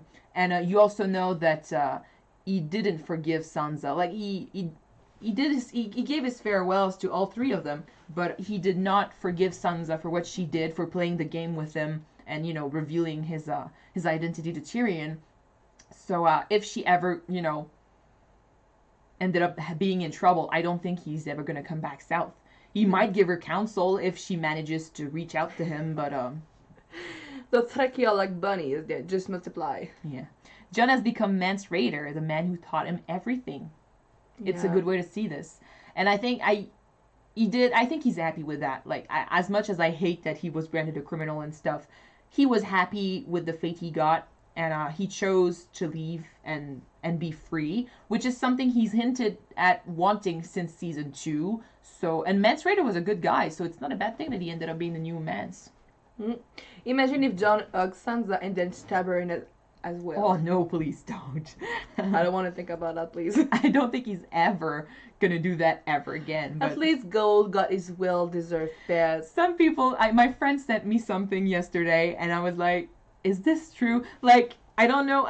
I watched the scene again when I edited the episode, and I don't think it is. But some people are showing screen captures of Jon petting Ghost in season 4 or something. And then they're showing a screen capture of Jon petting Ghost in season 8, and it's the same photo. So they're like, they actually didn't shoot this. They took a scene from an earlier season, and they put it in because we were so mad that he didn't get to pet Ghost. So I watched that photo, and I was like, is this true? Because I mean, we never saw him actually get licked and laugh and stuff, but I don't know. Maybe they added that scene to... But Ghost was different. I mean, CGI. Yeah, sorry. But, so I don't know if they actually added that scene because we were so mad he didn't get to pet Ghost earlier. But if it's true, it's bullshit. But I'm happy they did it anyway. But I think they did film something for that scene because I've never seen Jon react like this to Ghost, and I don't think Kit had the time to go back and shoot this, so not in a week. So it was kind of weird that Jon wasn't as mad towards Sansa for breaking her whole through. She swore to him. He should have headbutted her at least. I want to see that. Forgive me. All right. No, but it's not in his character. I think just him hesitating and going like, you're gonna take care of the North. Like, I was expecting him to say, like he did say in season 6, like, there's nothing to forgive. But when he said nothing, I went like, oh, like he's spilling tea right there. Our exploration are something I will watch. Give her her own series. That'll be a great thing to watch if they do something like that. A lot of people are asking for this. I do not think it's gonna happen. If it happens, it's not gonna be now. It's gonna be like years from now. I know that Kit has said he's never coming back to Game of Thrones, but Macy, I don't know. So maybe, like, there are actors who don't care about coming back over and over for a character, and you can never actually say never. Like, look at what the fuck? Harrison Ford. There you go. Look at Harrison Ford, who said he was never going to come back as Han Solo, and then he came back for one last movie. So some actors say, I'm never coming back to this character ever again, and then they do, years later. John sacrificed the most and got the least. I agree. Daenerys Targaryen would like to speak with you. No, but stop reading two comments at the same time. I know. No, but it's true that I feel like he's been cheated somehow. Like, he was killed. Both of them have been cheated. He had to live with a bastard life only for his true name to never be revealed. Then he got sent back to the Night's Watch, which was something he wanted in the beginning because of his bastard life, because he thought he could never get anything in life. Then you saw how he was with Dany, and what he wanted was a family, and he was denied that because now he cannot even be with his family. He cannot have a wife. He cannot have children, which is something that he never envisioned, because with his bastard name, he didn't want to have bastards. But now that he has a true name, he could have had legitimate children, but he was denied that as well. So I feel like he was cheated. And I love John, and this is what made me sad last episode. Like, I feel very, very disappointed in his ending, and I'm trying to justify it by saying, well, this is what he wanted, kinda. So I'm gonna move on with my life, trying to say he's happy, so that there's that. But I'm expecting, or at least I hope, that in the books it's different. I call bullshit. Hundreds and hundreds of years, and not one person went to explore more of the world. Well, technically, it kind of happened in real life. Like, people used to believe that after the end of Europe with the ocean, the world ended. And if you go further, you're just gonna go. Yeah. There was nothing there. Just maybe you follow in a straight line and you go directly to Asia. But people didn't know that there was something there. So I kind of understand why it's not explored yet. Yeah, it takes a lot of courage to just go into the unknown without a map or anything and discover the new world. So I'm not that surprised. It takes money, it takes supplies, it takes the technology to have a ship that can support this. Yes. And but still, yeah, I saw, John, I'm not coming back, HBO. Here you have $20 million. Oh, she's my queen. I don't want it. Maybe that's one of the reasons why you can never say never in a show business, because most actors, after some years, they get, brought back because of the money. Like, right now, Kit Harington is probably filthy rich, and he's okay, and he's married. Uber Eats. And he's married. Yeah, he called Uber Eats every night and stuff. But a few years from now, I don't know where his career is gonna be, and we'll find out. But it's not like he doesn't have options. Like, look at Daniel Radcliffe. Like, he also said that if he was asked to come back as Harry Potter, he was never gonna do it. But then his speech changed to, if they ask me to come back in Harry Potter, I'll do it, but not as Harry Potter. Like, I'll come back as maybe Albus Dumbledore or something. Yeah. And so, I mean, you never know. And years down the line, if his career doesn't start, or if he ends up having money troubles, he could always come back. Because, I mean, he is Jon Snow, now and always. Just like all these characters are going to live on in these actors forever. They cannot change that. As much as they try, they cannot. I'm betting that a nostalgic season 9 will be made within 10 years if Game of Thrones actors don't manage to get their career going on. Yeah, I mean it could happen like a reunion of some sort, like what happened after, like or a special episode that could happen too. Arya says, "West, welcome to Westworld." Yeah, a lot of people are making that joke, but it's true that Game of Thrones world would be pretty awesome in Westworld. Like this is Could you imagine a nose in a dragon? Like holy you see a shit. dragon flying. So, damn. I'm not gonna spoil Westworld in case someone hasn't watched it, but so I'm just gonna say that living in a world like Game of Thrones without having to go through the consequences, without fearing for your life, Yeah. would be pretty good. Pretty good. Like I watched the there's a cello cover. I don't remember the name of the channel, but on YouTube there are these two guys who make cello covers of Yeah, please don't spoil popular songs. Westworld. No, I'm not spoiling anything, but still, yeah. So the cello covers of very, very known songs, like they did Gladiator, Now We Are Free. They did Game of Thrones. They did Lord of the Rings. But then Two cellos you're talking about. two cellos, yeah, and they did Game of Thrones, and or was it Gladiator? But I don't remember, one of the two. And in their video, you see one of them. I think it's Gladiator. He was on his horse, and all he had around him was fields, plains and stuff. Like it was forest and basically it was Quebec.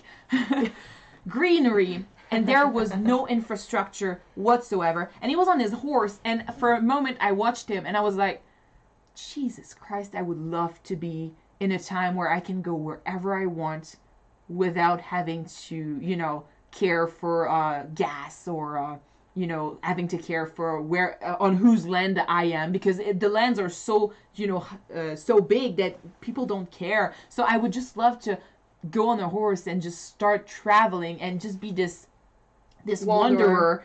That was the life. But then after that, you also remember that there was a lot of poverty, a lot of illness, a lot of hardships and deaths and stuff. So it wasn't better back in the day. Man, yeah. It wasn't better back in the day, but these things, like these little things from back then, were gold. Two comments. First one. Will you play season 1 of Telltale Game of Game of Thrones? That game was amazing, and some of the characters from the TV are in there. I did. I did, and I want to have more of that game, but I don't think it could happen. I don't think Telltale is over now. I think they closed shop. Shit. But that was a very good game, and some things happened in that show that I was like, oh, this is beautiful. That song that she sang, I don't remember which episode, but that gave me chills when I played it. And it was when I played that game when I first started actually enjoying Game of Thrones. I think I had just seen the Red Wedding, because my friend who made me play the game wanted me to feel what it meant to hear the Reigns of Castamere. So it was a very good game, and we played it. Like I played it, and after that I bought it, and because I played on my friend's game, and then I made you play it. I played it. We both enjoyed it. It's just very sad that we're never gonna get a season 2. Season 2. What was the second comment? You're lying. Quebec is not a vast land of green field. It's a vast land of snow. We got a moment. A few weeks in a year, yeah. Sometimes we get greenery. Yeah, a few days right now. There and there. The thing with Quebec is either we get a lot of snow and it's freaking cold, or we get no snow at all and it's so freaking hot that you can't get out and enjoy it. Because I mean, like how I explain it is, summer here in Quebec, it's gonna be 27 degrees, 30 degrees Celsius, or 40 degrees. 40 degrees in Quebec. We're sitting down. Every window is closed. We have like the.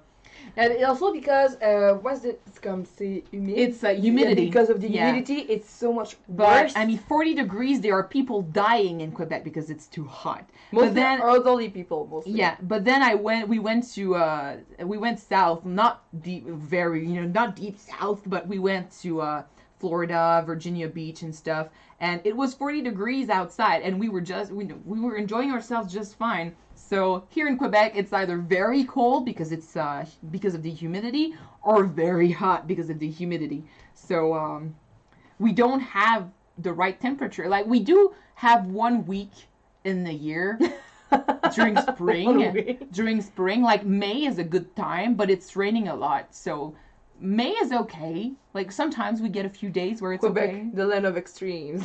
Yeah, like no wonder we sound like Hi, we're all stuck in Targaryen. Winter's coming and fire and blood. you were both of them. But no wonder that when you look at our history, like it's hardships after hardships. Like we make fun of people dying on the river because they walk on logs and stuff, and it's not even a joke. Like my dad has this cassette tape of a humoristic group we have here that's RBO, yeah, RBO, and they made fun of the workers back in the day here in Quebec who were, in French we say la pitoune. They were working on making the logs, the huge logs, travel a certain way by sending them into the river and making sure that it didn't clog anything, and just walking on them on the river as they went south to the location they were heading to. It was so dangerous because if you lost your footing walking on these logs, you could fall in between logs and drown or be crushed by the logs. So you know that scene from Lion King 2 where the bad one falls. Zira? Yeah, Zira. She falls into that huge river with the wood logs. That's what walking on Pitoune means. That's Quebec. So yeah, so our land is very harsh, but that's how we develop that accent and stuff. So Quebec personality is written by Dan and Dave. what? Is I'm trying to find a comment you saw. Wait. Quebec personality is written by Dan and Dave. No. We are better than that, I hope. Our culture is not that big, and we don't have a lot to tell for ourselves, but it's harsh. Let's just say that. Well, at least we took more than 500 years to develop a personality, so it's not rushed. I haven't seen snow in like 10 years. I'm Southern California. The weather's fine. I bet it is. I know these girls from California who a few years ago they posted something where they were sitting in their houses with caps on and they were trying to warm up, and they went like it's I don't remember how much it was in Fahrenheit, but it was like it's 20 degrees and we're freezing. 20 Celsius.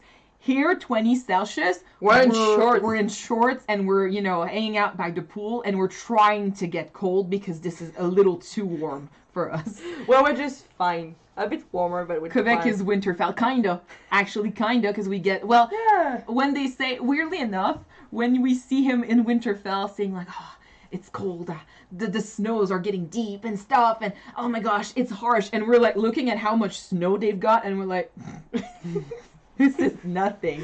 You know nothing of the true north. Yeah, Nothing. but here in Quebec, and we're not even the worst. Like they get No, a lot you worse. never been to the Côte Nord.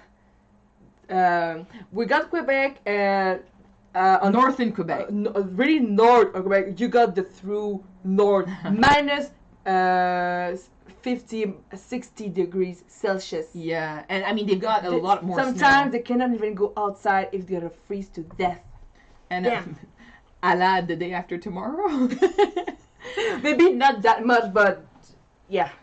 The sun shines 300 days per year in Lisbon, where I live. Oh my God! Stop it! I'm gonna want to move. One thing. No, it's not. I think Siberia is way worse than Quebec because I've heard a lot of history about it and comments about it. I don't know if the environment is the same with the floor and with the woods, but the cold is more harsher than there. But we got more snow in here. Our problem is the humidity, really. Like, Yeah. we don't get temperatures as harsh as most of these countries, like Siberia. But the thing is, our minus 40 feels like a minus 70 sometimes. Like, I'm kind of exaggerating, but because of how humid it is, we feel it a lot more. Like, 40 degrees in summer here, like I said, people die because it's so hot. Sometimes you cannot breathe. You can't breathe well. Yeah. So it's just like I said, 20 degrees in California versus 20 degrees here in Quebec. It's totally not the same. Like it's 20 degrees, but you feel like 35. Yeah. Like I said, when I went to Virginia Beach, it was 40 degrees outside, and I was hanging out just fine. So I could handle the hot temperature. But 40 degrees in Quebec, I couldn't go outside if I was paid to do it. John and Ghost went to Quebec, Yeah, but kids technically went to Montreal some time ago. We're gonna keep it. By the way, guys, did you notice the werewolf head my sister did for the reaction? It's made out of cardboard and hot glue. So she did a pretty good job, by the way. Yeah. She woke me up to show it to me yesterday, and I was like, it's okay. But now that I actually got time to look at it, it's good. Wolf is amazing. Yeah. Thank you. Humidity plays a big role there. In what? In Siberia? Or what are we talking? Where are we talking about? In Spain, the temperature during the summer is horrible. Humidity makes everything worse due to weather be a better heat conductor than air. Yes, very, very true. And I mean, I've been to a lot of places, and it always depends. Like, I mean, we get bad days everywhere. Like, I've been to London, and the temperature there is kind of miserable. So this is, I mean, I'm glad I live in a place where I actually get a few days of summer where it's shiny, you know. But I've been to Rome, and I loved the summer there. I loved how the temperature felt. But of course, I was probably lucky when I was in Rome. Like, I'm pretty sure that there are days where it gets very, very hot in these places. So we complain because we like to say that here in Quebec, we complain no matter what. Yes. And that's why we are so resilient. Like, that's how we survive so long. Because in winter, we complain that we want it to be summer, and in summer, we complain that we want it to be winter. So on est des chialeux, let's say it in French.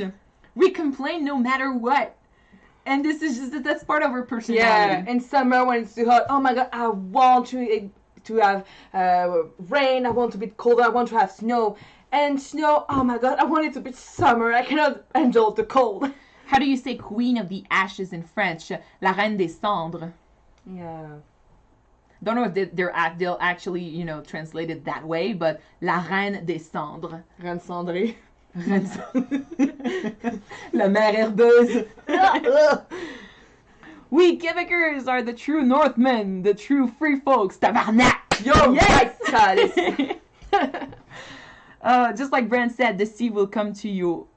To you? The sea will come to you. But yeah, with everything that's happening with the weather now, I mean, we're losing Venise. We're Venetia, right? In English, Venetia. What? Venise. Venetia. I don't know. Anyway, we're losing parts of the world, and it gets hotter in some places. Right now, it's the same for us because we've always been dealing with harsh cold and harsh, you know, hot temperatures. So we don't see Venice. Okay, there you go. Thank you. But we don't see it change yet here. But we do know that it's hotter in places now, and it used to be colder in other places. So we don't know in 10 years what's gonna change. So Venice. Yeah. In Quebec, do you speak more French or English? French. More French. It's true though, in the huge metropole like Montreal, you can see more different type of language. But if you go outside of Montreal, it's French. I mean, all the way French. We grew up in a town that's like an hour and a half from Montreal. By car from Montreal. Yes, just an hour and a half. And our parents don't know how to speak English, and it's not a joke. No, but our mom kind of know how to speak English, but our father. Yeah, our mom knows because she watches TV shows, but it's recent. She says she can speak English, but she makes mistakes. She's worse than you are, and still. And Dad, when I was 15, my dad used to call me to say, you know what, come to my house. I need you to make a business call for me because it's going to be in English, and I don't know shit about English. When we went to Virginia Beach with them, I was 12, 13, and I had to speak with the guys at the border because he couldn't explain to them that we were going on a vacation. Or even if you want to order stuff in restaurants. And the guy made fun of us. Like, we were in the car going to the U.S. and he was like, he tries to talk to my dad, and my dad is like, he's showing me, like, he's pointing to me in the back seat, and I'm like, I just woke up because we left so early, so I'm like, rolling down the window, and I'm like, hey, yeah, we're going on a vacation in Virginia Beach. And he looks at me and he's like, you're going to the U.S. and you don't know shit about English and you don't know how to speak English. And I was like, well, we're not going there to talk. It was funny. One place in 10 years that will be the same is the equator, but I don't recommend. It's too hot. I bet. I bet you're right on the line. Like, yeah, it's like the worst for both. For you. But we've never been this south. So I've never experienced it for myself. I have a friend who's there, like right now. She is near the equator, so she could tell me. But yeah, I bet it's worse than here. Like it's the worst humidity level you could ever get. So your parents are like true French because they only speak French. Yeah, kinda. Like it's really funny. Don't even start with our grandparents. The grandparents don't know shit about English. No. Like I'm still trying to teach my dad how to say restroom in English, but my grandparents they don't even try, and it's because they don't need to. Like our little town is so like it lacks anything. Like everything that is anything, it lacks in our where we grew up. Like we had no people of color whatsoever, kinda. We had no people, no Spanish, no English, no nothing, just French. Okay, well. We got a few, but it's not that much diversity. We got a few. That much diversity. In all where my are you coming years, from? I had one person of color in my class ever. Like I had 1 year with with a person that wasn't Caucasian, French Caucasian. Like I had one in all my years of a high school and primary school and college, and it's only when I moved to Montreal that it changed. So our little town was really like Little. and I mean we are not that far from Montreal, and there are places like Thetford Mines that are so much worse than we are. So I mean, yeah, Quebec, it's if you're not in Montreal or in the big cities, it's going to be French all the way, and not much diversity there. But it's so beautiful. I went to the USA and then Toronto, and I remember I thought it was like a mix of Europe and the USA. I loved it. I loved 18 kilometers Celsius everywhere. Toronto is different. I've been to Toronto a few times. We go there practically every year, and it's true that it feels more like the US. That like as soon as you reach Ontario as a whole, it feels more American than it is in Quebec. Like I know when we go to even when we go to Gatineau. Yeah. Gatineau is still in Quebec, but it's so close to Ontario. It's just beside Toronto. So. Yeah. Is it? No. It's not beside Toronto, but it's at the border from between Quebec and Ontario. And as soon as you reach Ontario, it feels like you are in the U.S. And it's worse when you go like to British Columbia and places like that. But Quebec, I feel like Quebec, Saskatchewan, and Manitoba, these places are pure like. But when you go to these places, the way the towns are built, material rules, the way it looks, it kind of feels like a step back in time, and it's nice. It's not. Sorry. You lost your what? I lost my necklace. Okay. It's not like when you go in Europe, like in Roma or in Spain, when you got huge history, and it shows. In Quebec, when you go to the small town or a place like old Montreal or old Quebec, and you see those places, you kind of feel it too. It's not at the same intensity in Europe, but you kind of feel it, and it's really nice. It's really in the cities that you get to see it, I feel like. Because when you are in Montreal, old Montreal feels very different. Like when you are in old Montreal here, you feel like you are in Europe. Mm-hmm. Like, which is also a good why people come here to film a lot of movies and TV shows, because one street you might be in a place that looks like New York, and another street you're in a place that looks like Rome. Yeah. So it's got personality, but it was built that way. So there is not much history there. But if you get out of Montreal in the small towns, you feel, I'll say cheap, kinda, but not because it's cheap, because there is no history. The history is a rough one of people living in the woods, so there is no culture. We went to Cabane à Sucre the other day, and Cabane à Sucre is like... sugar cabin. Yeah, sugar cabin. I don't know if you got another word for that. But this place is like the most the place where you go if you want to experience our culture in Quebec. And you walk on this dirt road, and it's a wooden cabin, and you've got the music with the instruments and the smells and stuff. It's wood. When you go to Europe, it's so different. And of course, there are places where it's probably not like that, but I feel like when you walk on these streets, you feel the history, you feel the culture, which is something we don't feel here. And it might be because we grew up here. Because I mean, if you were born, like if I was born in Rome, I probably won't freak out over Rome's history as much as I do now that I was born in Quebec. So Quebec history is just like Jamie Lannister's chapter. There is still time, or is it? But I mean, yes, there's still time. In a bunch of years, maybe they'll look back on us and go like, oh, there is history there. But it's still pretty young compared to other countries. Like it's been maybe 500 years ago that technically Quebec was a thing. Was a thing. Whereas you look at Europe, it goes back thousands of years. So yeah.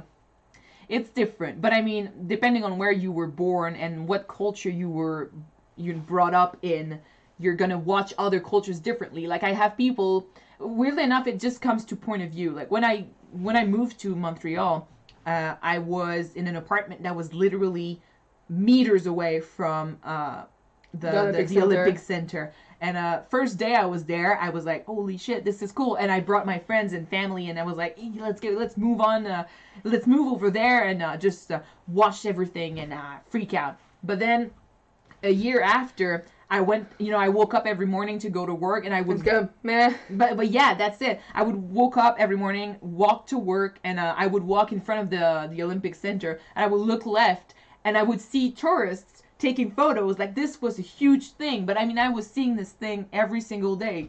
So to me, it became like an eyesore more than a relic. So it depends on where you were born and what culture you were brought in. So it is much harder to find someone to speak English to here in Moscow, I bet. Moscow, yeah. Well, yeah, I mean, weirdly enough, it's like we think that English is everywhere and everyone knows how to speak English, but when you take the time to go out of the big cities or even the big countries sometimes, you realize that it's not true. Like I think we have that fake idea here because we are so close to the United States. We almost feel like everyone can speak English, but it's not true. Like one of my friends moved to China a few years ago, and she had to learn how to speak Chinese because none of them speak English. Like some of them do, but most of them don't. So it's a fake fact to say that English is everywhere. It's a good thing that it's getting, bigger and bigger, because nowadays we can talk to people and interact with people that we couldn't before because everyone knows English nowadays. But it's still not there yet. We're still not there. Like we said, here in Quebec, if you get out of Montreal, not many people speak English. Do they teach English in school in Russia? I don't know about Russia, but they sure do. Maybe you can tell us up there. Yeah, probably what kind of language do you learn in school besides your mother tongue? Yeah, because here in Quebec it's English. Like we have to learn English as a second language, and then we can take Spanish. You can take Spanish, and some of the time when you go to another degree in your education, you can take other languages like German or Italian too. I learned Japanese and Chinese at university. So I mean, we always have the opportunity to learn languages, but it's true that it's not the same. Like in U.S., I think it's Spanish, the second language, and French is an opportunity.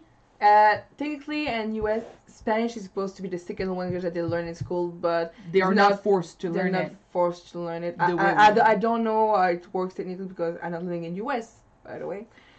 In Portugal, we put subtitles in TV shows and cinemas, so we grew up listening to several languages. English is mandatory. In the fifth grade, and the second language on the 7th grade for school. It's common for you to speak more than 3 languages. Yeah, you're lucky. I used to work with someone who came from, I think she was from Turkey or something, and she spoke Russian, French, English, Bulgarian, And so I'm going, oh my goodness, how can you do that? It's so hard. I speak French. Hardly enough I can talk English and a little bit of Spanish, and that's it.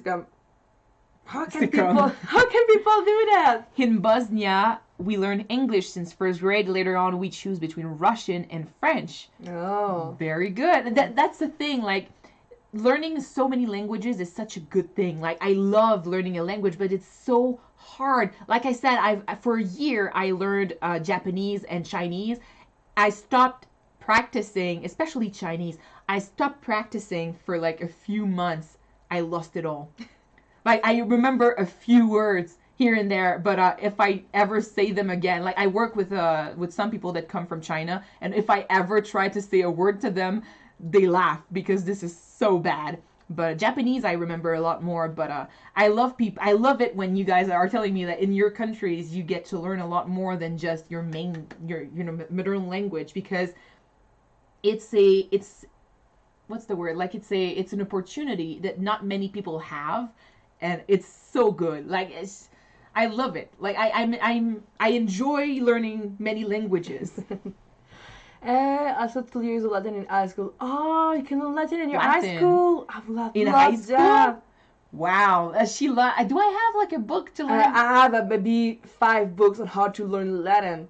Like Latin. grammar, words, sentences. Especially, and weirdly enough, in high school, this is surprising to me because it's technically dead now. So you would expect someone to learn that in college or in I don't know. Well, in college here it's like cégep, so it's after high school, but or university, but not in high school. This is great. Portuguese, European being the most complex of the Latin language, make easy to learn other languages. European Portuguese sounds like Russian. It's true that if you want to learn a language that have this kind of the same root as your own, like French, Spanish, Italian, and so on, it's easier for you to learn to speak those languages because the words are kind of the same, the structure is kind of the same. Yeah. Just like the French is easier. Once you learn French, it's easier for you to learn Spanish, Latin, and another one, I don't remember which one. But then it's because of the system it uses.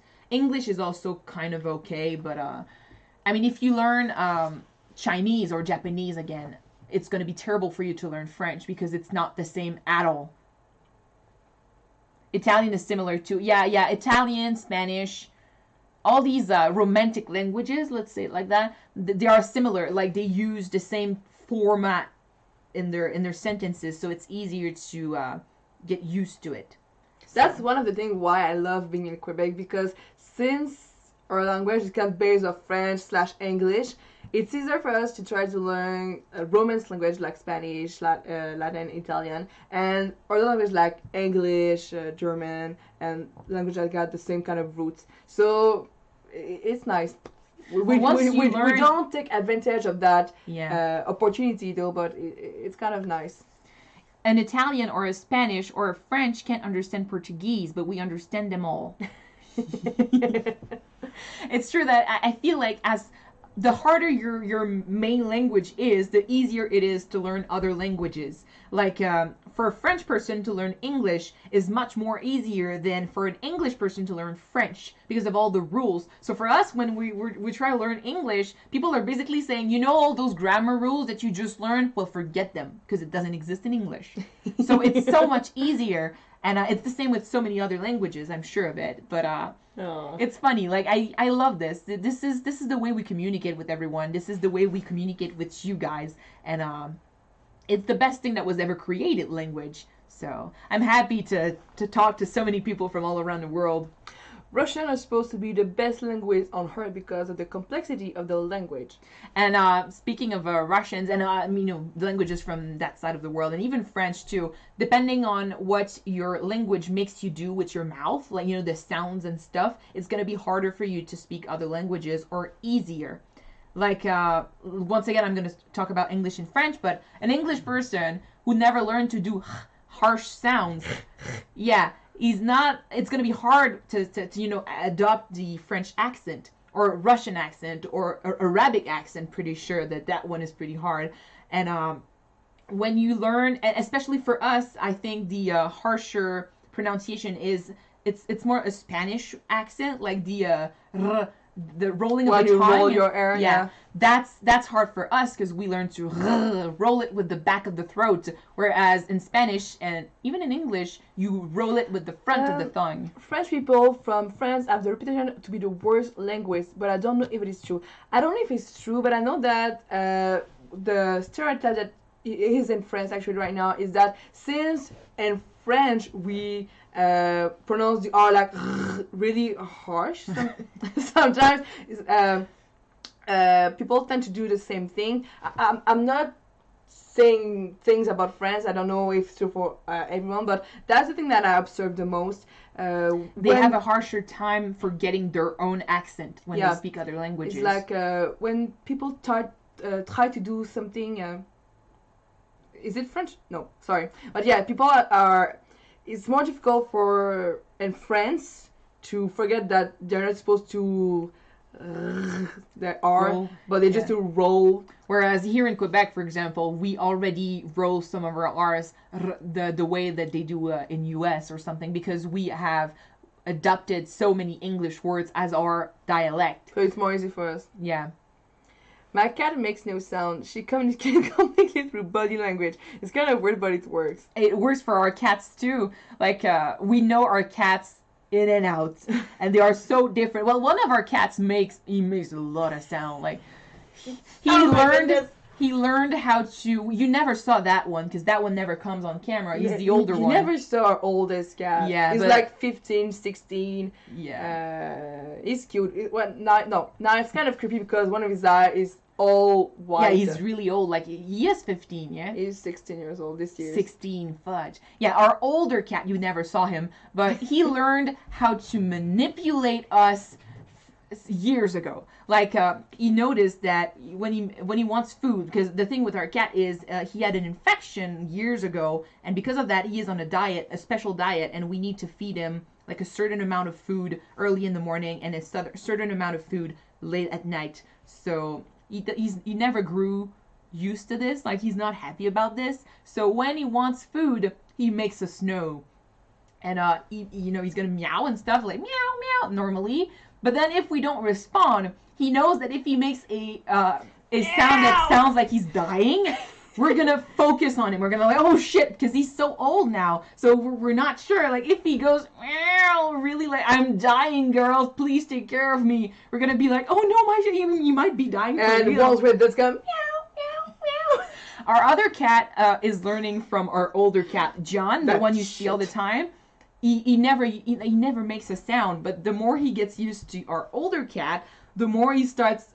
We say in French, recule. He doesn't meow. He and it's so cute. But our older cat is a manipulative bitch, and our shorter cat, our little cat John, he's an affectionate ball of emotions. Our whole cat is a bitch. Our smallest is an attention whore. You see him and a reaction, like headbutting her, asking for kisses. That's a trend there, guys.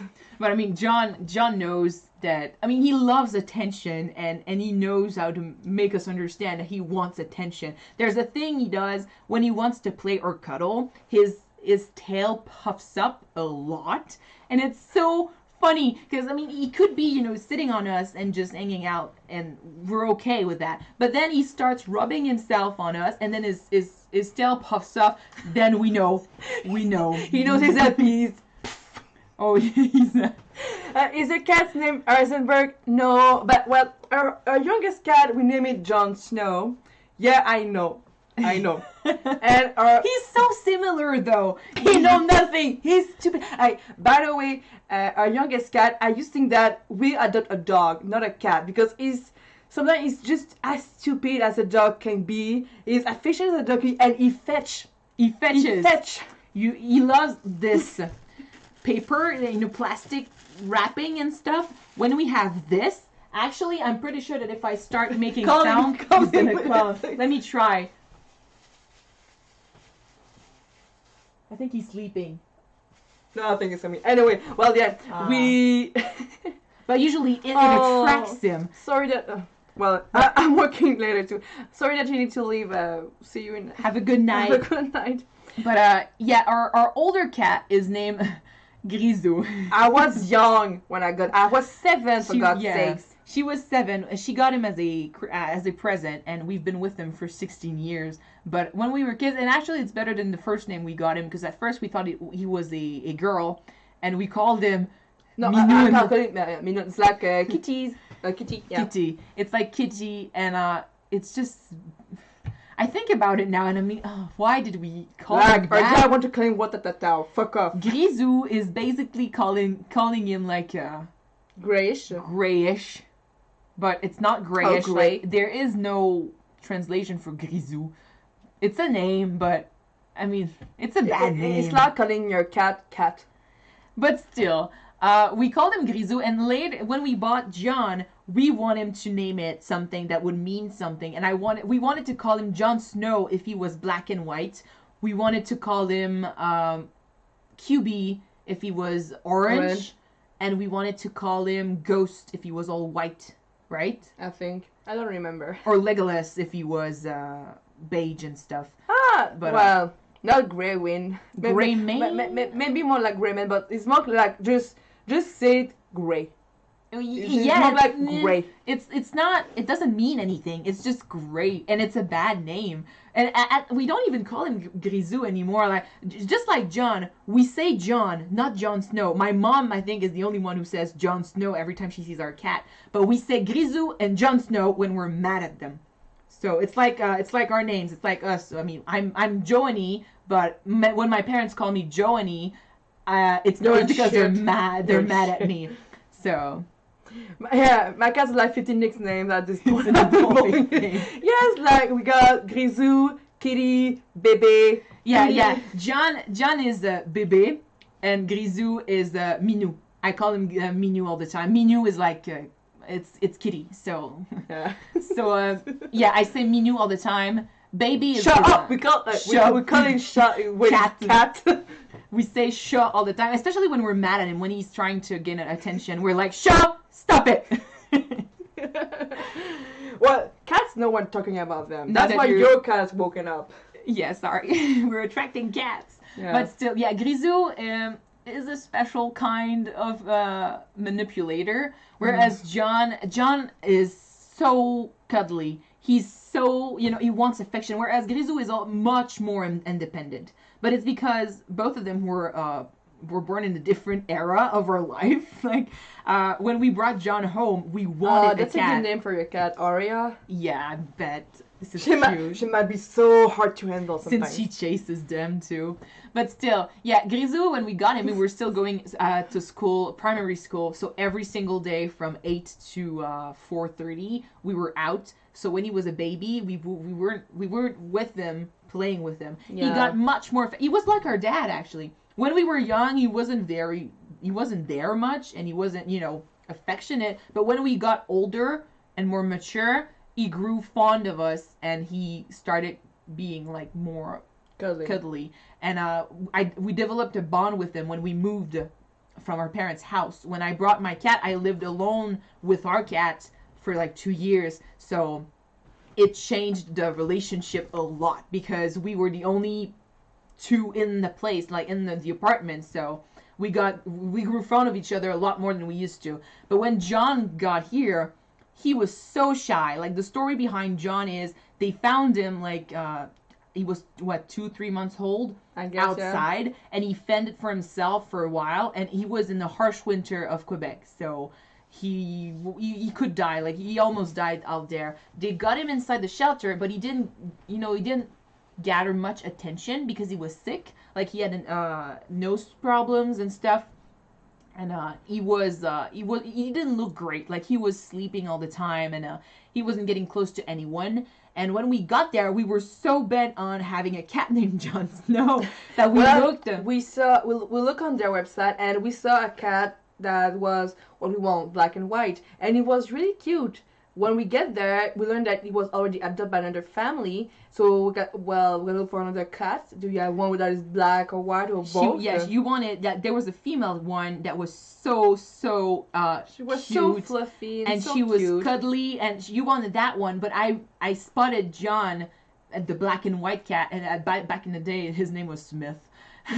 I spotted him, and I was like, oh, he's just like the one we wanted, and but he didn't look good. Like, he was sick, and he was sleeping. And his face was just like, I'm done with this world. He seemed done. And they told us, if you take that cat, it's going to be hard on you, because he's in the shy and difficult part, you know. He's not going to trust you right away. So, but we went with them anyway, so we took him home, and all the way back home, I sang to him because I wanted him to grow used to our voices. So I didn't stop. Like, I just sang to him slowly, and I kept, you know, petting him because I just wanted him to grow used to us. Once we got here, new place, new people, another cat. Yeah, he was very nervous, so he just hid the entire day. But I sat by him, and then once I had to stop, you took my place. But we sat by him the entire day, just talking to him. And at the end of the day, it took me one day to get him to go out of his hiding place, and he never went back. So I think he grew attached to us because of the way we kind of made him used to the place. And now he's a sucker for affection. He's such a cutie. Anyway, so that was the long story of Jon Snow. I want to get back on that because it was a finale. I know we was talking about cats and stuff, but I want to know about you guys and all those 8 seasons that we've been through with Game of Thrones. What are the moments that you prefer the most? Yeah. And what are that you think that you... Well, actually, yeah, give us your favorite moment of Game of Thrones, and that's going to be the last thing we're going to talk about, because it's 9:30, and we need to go record some stuff, because she's working tonight. So, yeah. Think about what's your favorite moment from the entire Game of Thrones series. Tell us that, and we'll start with you. What's your favorite moment in Game of Thrones? Pick one, not all of them. Happy one or sad one? Your favorite moment, the moment that made you, like, freak out the most. Oh my goodness. The episode. I don't have only one moment. Think of one. Give me a moment to think about it, please. I don't have one moment. My favorite, I have a bunch. My favorite moment, like the moment where I cried and cheered and felt so many emotions, I think it was the finale of season 6. When we learned that Jon was Aegon Targaryen. Well, that he was a Targaryen. And we had that shot of him from the baby to Jon, and he was named King in the North. Jon being my favorite character, to me, that moment felt powerful. And then it was right after that we got the coronation of Cersei and Daenerys finally moving to Westeros. That episode, to me, was amazing. So I have a lot of favorite moments, but this one is the one I'm going to remember, like, forever. That feeling I got, perfect. Mm-hmm. Yeah, the music kicked in. That was, and I mean, that was the introduction to the end of season 1 with Dany when she's coming out of a fire with 3 dragons, and that's her first moment as a Targaryen queen. Favorite moment, end of season 6, Dany, all her army sailing. Season 6, parentage reveal. Season 6, Cersei blowing out the step. Basically, the last episode of season 6 was amazing. Oh yeah, the scene with Dany when she got on solid armies. The scene when she's in the middle of a huge ocean of mass, and they call her Misa. That was... Some people say that that's the weakest ending to Game of Thrones, but I didn't feel that way. You that feel music, the love, you feel the power, you feel the greatness of that scene. The music was amazing in that moment as well. The first time we heard the dream bop again, the beat drop. Sorry, I keep mixing them up. The beat drop to Daenerys attacking with her dragons. That thing, that first time we heard it. When she burned down the walls and stuff, and she was standing before the fire. That moment was very good. We did do any other live discussion for other things. We we talked considered about it, yeah. and maybe we'll do a live discussion, not for every episode, but maybe for when we're gonna end series like Breaking Bad or maybe Westworld. Yeah, we've been considering maybe end of season live discussion for Breaking Bad. Maybe more end of series. Yeah. Or we might do like, it depends on what you guys want. If you want to talk about Breaking Bad, we'll be there. If you want to talk about anime, we'll be there. Or it might happen if we do events and stuff. We'll see what comes next and what you guys want, and we'll always be up for talking to you guys. Definitely Arya's dialogue with Tywin. Anyone can be killed. Yes. Jon and the Night King first face to face. Oh, that moment when Jon is seeing the Night King and the King brought his arm up. Basically, people rising from the dead. All of Hardome. That's one of my favorite episodes. All of Hardome was just brilliant. There you go. Yeah, Breaking Bad end of seasons live is a great idea. Maybe, yeah, if people are in for it, we'll think about it. Maybe not for season 2 because we're not ready, but I'll think about it. We'll think about it for season 3. Also for girl moments. We're back and forth. Yeah, the red wedding was one of the moments yes. but it was really sad, but I love that moment. Ned Stark's death was also what put this show on the map, so I think it's one of the moments that we need to remember the most. It's not a great moment that we cheer for, but I mean, it's the death of Sean Bean. It's iconic in its own way. One of them that I loved was when Rob learned that Talisa was pregnant. That was cute. The way that she told him, it was so cute. Maybe with Agents of S.H.I.E.L.D. We don't know yet if we're going to watch Agents of S.H.I.E.L.D. though. Well, I watched season 1, 2, and 3. I've been thinking of maybe doing a slot on our schedule where we do Marvel. Just Marvel. Like I would ask you guys to tell us like in what order should we watch the shows. Like, because I know Punisher is before Green Arrow, and Green Arrow is before the Flash, or the contrary. No, Green Arrow is the first of all. Okay. The first of them. After that, you got the Flash. Okay. You got Supergirl. You got all of them after that. All right. And they're all connected. But anyway, if we get to put them in a straight line, we might react to the Marvel series like one after the other. But we're not there yet because right now we need to finish the shows that we started. But we've got a new one starting next week. You're mixing up DC and Marvel. Which one is DC that it from? DC, it's like the Superman, Batman. Yeah. Those are DC. Marvel, yes. You got Avengers, you got everything else. Okay, so all these shows are from DC, not Marvel. Yeah. Okay, so sorry. But anyway, we might do a DC slot just for these shows. Mm-hmm. Arrow, The Flash, Supergirl, and Legends. Those are DC. There you go. Never compare these two. Sorry. Summer child. Other best moment, Lady Olenna final scene with Jaime, Arya's tearful last goodbye, Khal Drogo crowning Viserys. That's the powerful moment. I when I showed the show to my mom, that scene, I remember she was complaining a lot about the violence in the show, and when we got to Viserys dying, she had a moment where she just stopped, and then she went, "That one I'm not mad about." Well, I'm not mad that Viserys is dead. He was a shitty character. The actor played him well. Jaime's bathtub scene with Brienne, I agree.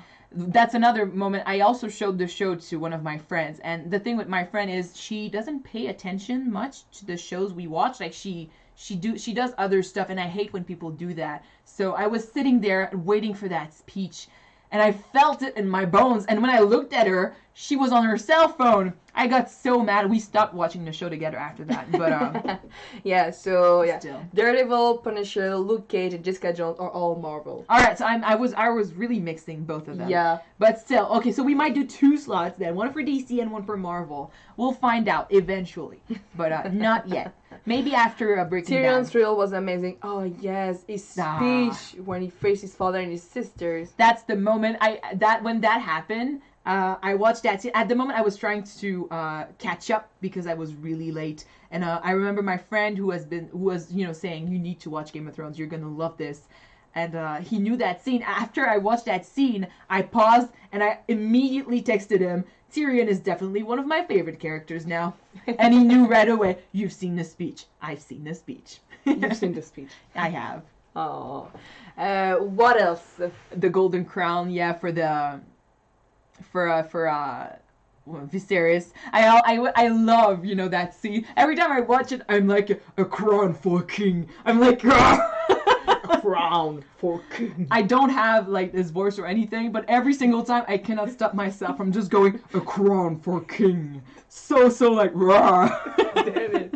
What is the new show starting next week? It's an anime, so I know you personally don't watch the anime, so... What anime again? Dororo. Really? I don't know if any of you guys knew that we were starting Dororo, but we... Throne, yeah. Khal was the throne, because you cannot say in Dothraki. A throne? A throne? No. And Dothraki language, you cannot start a word by th. So that's why Khal was the throne, not throne. You cannot. Throne. Yeah, throne. Funny. We're gonna keep talking about languages, but we're gonna switch to the Dothraki. Throne. Yeah. Anyway, Tyrion Crown. got everything he asked for. Cersei swallowed ashes. The people who wanted his head in that trial died. Very true. Yeah, Cersei talking with Ned about the Game of Thrones. You win or you die. Hold There's the no middle door. ground. Hold the door is the first time I ever cried on Game of Thrones. It's not even a joke. And to be honest... Oh my goodness, yes, true. No, sorry, I just thought about something else. The attack of the wildlings on Castle Black, when Ygritte died. Yeah. I love that battle scene. When I watched it for the first time. Slicing through the Yes. walls. You watched me the entire episode when I got to that one. You were like, which episode are you? Battle at the Wall. She started looking at me the entire time, and I was like, stop it. I wasn't into it. I loved this episode, though, but I wasn't into you looking at me watching the episode. Hold the Door, yeah, it gave me chills. The thing with Hold the Door, and it's funny because when I watched season 6, I hadn't watched the other seasons. I knew what was happening, but when I got to season 6, I just wanted to know what the hell was happening because I wanted to see if Jon was alive. Because I knew he was coming back. I felt it, and I wanted the confirmation. So I watched a bit of season 6, like some moments. And I kind of spoiled myself doing that, but I felt it anyway. Because then when I got to the Hold the Door scene, I didn't really know Hodor, but I still cried. And now you know who he is. Oh yeah, now I completely know who he is and what happened and everything. Have you seen season 1 and 2 of The Handmaid's Tale? No, I didn't see it. It's one of the shows that we want to watch, though. So it maybe is on in our the list, yeah. near future, we're gonna watch it. Totally. Well, Shireen's death. That one, I cried also at that one, but I watched that scene after Hodor. So, yeah. But I still credit Shireen. That actress, that little girl was so good. And I remember when we see, like, her dad, like, Stannis, and you hear her cry, and then suddenly her screams change from screams to desperate screams. I'm like, holy shit, I felt that in my soul. This was horrible. This was so hard to watch. Anyway, and my mom didn't even make it to this episode. She's so close. I think the last episode my mom saw was Sansa's rape scene with Ramsay, and she just went, this is a horrible show. Like, we had a fight about it, and we never went back to watching it again. We might pick it up again eventually, but still. When Rob captured Jamie was the first time I felt for it and started hoping things will improve. To be young again. Sweet true, summer child. That scene when he's talking to Jamie and you hear Grewin coming behind Rob and facing Jamie. It was the first time we actually got to see how big the direwolves had gotten. Because, I mean, all we knew was how small Ghost was still, but Grewin was huge. So this was something. And the present, especially in the last season, Robb Stark was a true king in his, the way he portrayed himself, the way he walked, the way he presented himself and talked to his underlings. So I really love that. The Night King destroying the wall. We favored and it happened and it was damn. I also, in season 7, one of the moments I enjoyed the most was also Jon and Dany finally meeting. It didn't went the way I wanted, but I still felt it, like all these moments. this is something. Arya and Jon reuniting this season. Yeah, Jon and Arya love scene was shot beautifully, even though we know what happened after that. It was Jon and Arya. No. Jon and Dany. Thank you. Jon and Dany love scene. We got attached to this character, and to see them having a romantic moment, a happy moment. What show? Wait. I'm going back up. I think I didn't see it. Like you say, we would react the hell out of that show. What show? Wait. The Ensman. Handmaid's Tale. Yes, this is definitely in our list. We've heard of it, and they actually made a parody of it in our yearly comedy show and montage. We do here in Quebec every single time the year ends. Brienne getting knight. Oh yeah, that one. That was something. Cersei being upset about the elephants. I saw this photo of her, this is Cersei after the fall of King's Landing. And it's basically Dany at the end of season 1 when she stands with her dragon. But instead of Dany, it's Cersei naked and covered in ashes and stuff. And there's an elephant on her shoulder. Cersei being upset about the elephant, even though it was irrelevant since the Golden Company was so useless. Yeah. Kind of. Podrick's song was beautiful. It gave me chills. I have it on my phone, actually. So, and I usually don't add these sorts of songs on my phone, but this one gave me chills, so I did it. We kind of sing it for the fun when we have times. It's nice. Yeah. Daenerys wrecking the front gate. Last time we heard her theme. Yeah, true. I love that theme song.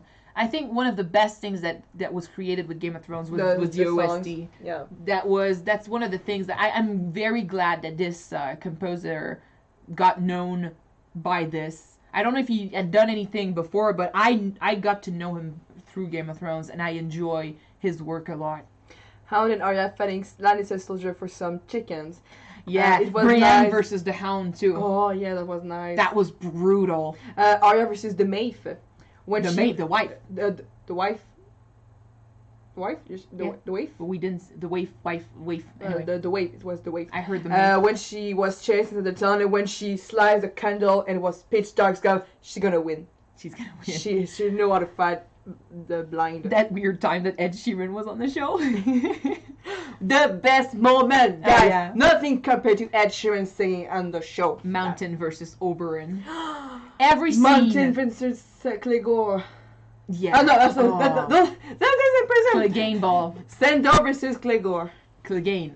Clegane. Sandor versus Gregor. Yeah. Gregor. Yeah, you're mixing. But the shame moment. Yeah, with Cersei, Walk of Shame. That was a very, very powerful moment because we got to cheer. We didn't cheer, but we got to feel for a character we didn't love. Yeah. So that was important. But yeah, every scene with Oberyn Martell was amazing. He's such a good actor. Pedro Pascal, I'm like, ugh, I wanted more of him, and I didn't. And I'm. Renzo Castamere, Jackie. What? What? Jackie and Joe. But yeah, Reigns of Castamere. Every scene with that song. I'm like, oh yeah, it's a cover, right? Maybe. I've heard there is I don't know if it's a cover, but there is one song that was created for about the Red Wedding. I've showed it to my friend who's in love with Robb Stark, and this song is so beautiful. Keep talking. I'm gonna go look for it, and I'm gonna tell it to you guys. No problem. Robert Baratheon talking with Cersei and telling her that after Lyanna's death, not even Seven Kingdoms could fill the emptiness she left. Oh. That moment was really. There you go. Even though he got so many flaws. Sorry. Yeah. Look up. No, keep. Okay. So even though Robert got many flaws, you cannot say that his love for Lyanna wasn't true. And even though she didn't. Robert. Yeah. He would probably have ended up, fucking whores and having bastards anyway. He was in love with the idea of what Lyanna Stark represented. I feel like he wasn't in love with Lyanna Stark. The way he describes her is so wrong. Like, he talks about her like she was a delicate flower. She was basically Arya Stark in a dress. Anyway, so yeah, there is a song about the Red Wedding that I found on YouTube years ago. Look it up. It's Timbers and Wind, Red Wedding song. I don't really know where the actual song was from, but I think it is this one. Yeah, but still, they did this amazing song, and it gave me chills every time I hear it. It's such a beautiful song. The person that sings it is very good too. So Timbers and Wind, Red Wedding. I fear Gendry will become like Robert since Arya pretty much rejected him.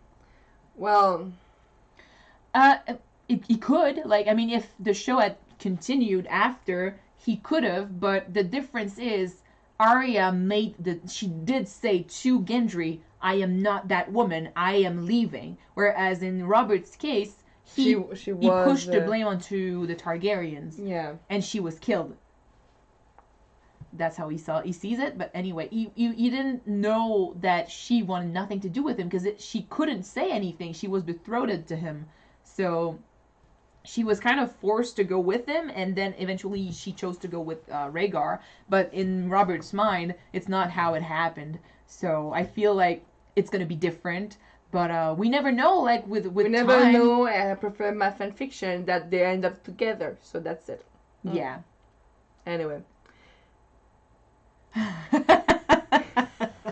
I tried so hard so many years. She doesn't want to watch the show with me. Vampire Diaries. The thing is, she watches TV shows a lot, and they're different from what I'm used to. And most of the time, I'll catch her watching shows like Vampire Diaries or back in the day Gossip Girl. And I'll be watching from afar and going like, "This is stupid." But she ends up going, "What's going on?"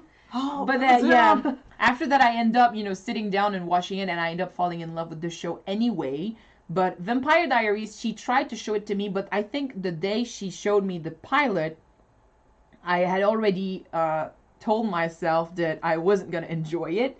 And that's why I made fun of it, and I didn't pay attention much. Yeah. So, well, we never know. Maybe for a reaction, we'll find out. But, yeah. I want to watch a new show now that Game of Thrones is over. Should I watch Breaking Bad or The Leftovers? Depends on what you love. If you want something that happens really fast and you can understand easily, go for Breaking Bad.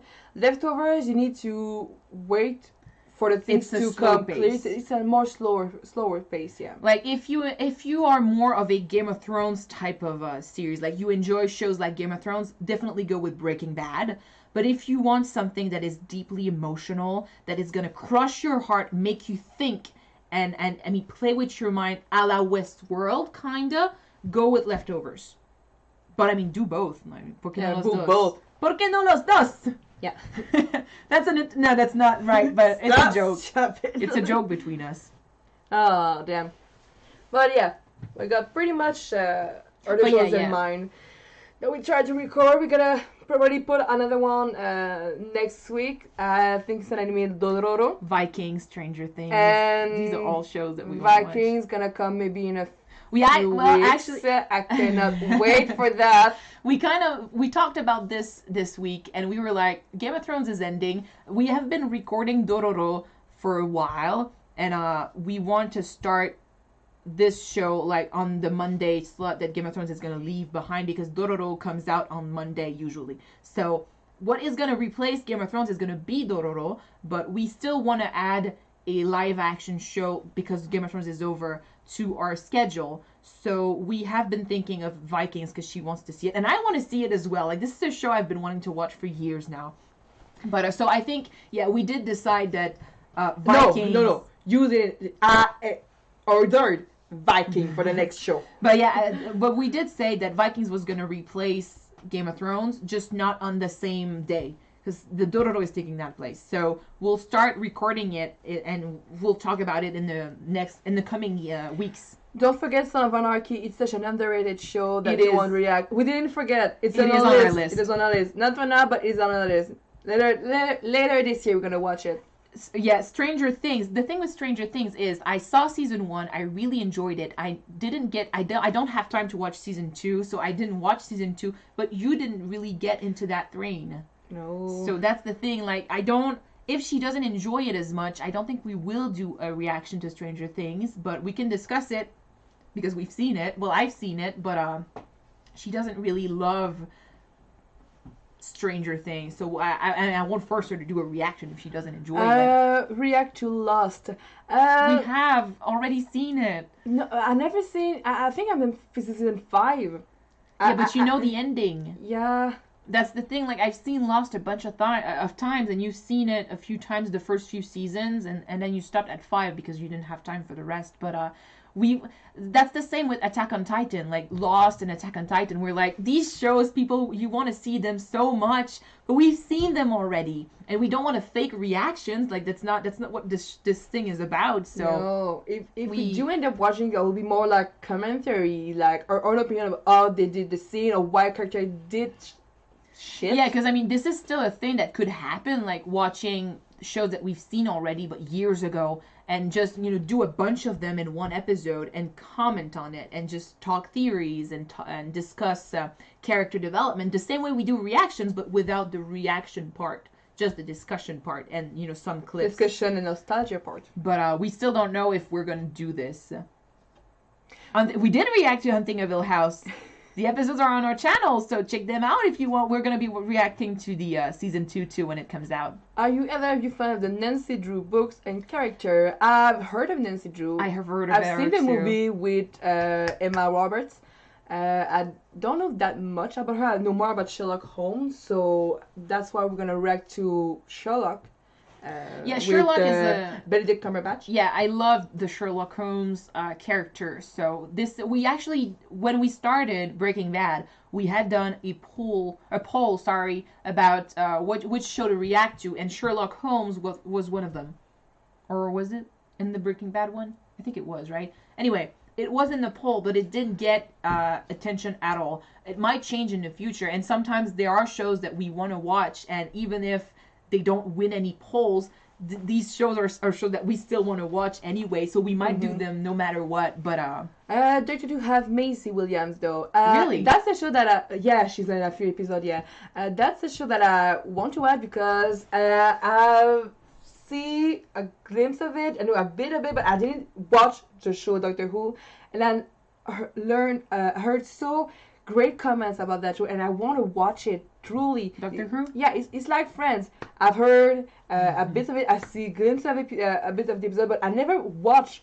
the show Friends, and I want for you to discover that. That's why I'm trying to convince you to watch Friends with me. Sopranos is also a show I'm interested in. I keep looking at your suggestions. Yeah, Handmaid's Tale is on the list. Killing Eve I've heard about, but I don't know anything about that show.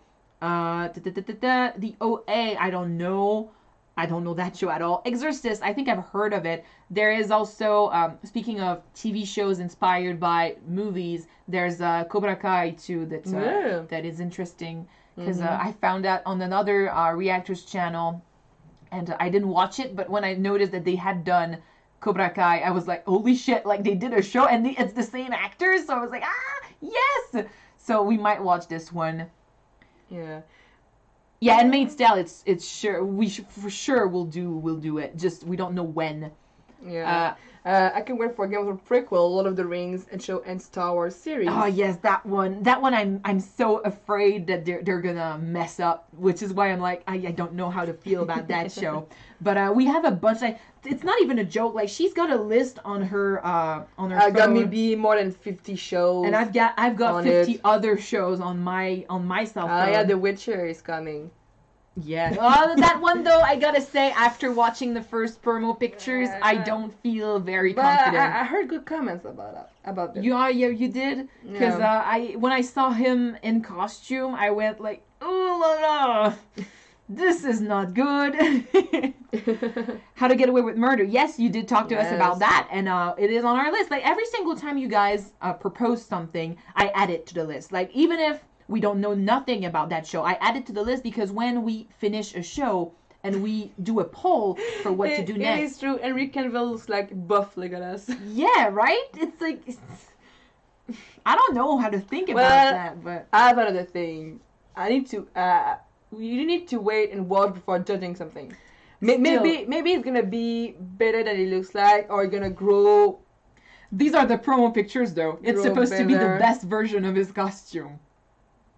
Yeah, it's a turn off. Anyway, I'm gonna shut up. But yeah, every single time we start a poll, we look at the list that you've given us and then the number of episodes, because sometimes we'll do a poll for a shorter show or a poll for a longer show, and whether or not we know the show, we'll just use the suggestions and send them out there, and then you decide what we watch. So the first season of American Horror Story, I've seen watched that. the first one, but I'm hooked to it, and I want to watch the other one. This is a show we've been wondering because we both saw season 1, but we haven't seen season 2, 3, and name it. So we were thinking of doing maybe what we did with Game of Thrones, which is not react to the first American Horror season. Story is notorious for getting taken down from YouTube. Well, I'm not afraid of that. we got our tricks, guys. No, but I mean, the thing is, like, I know some reactors when their videos get taken down, they don't put them up, or they don't even look for it. Like, they don't go and see if their videos were copyrighted and stuff. But I look for that every single day. Like, I check if my videos were taken down.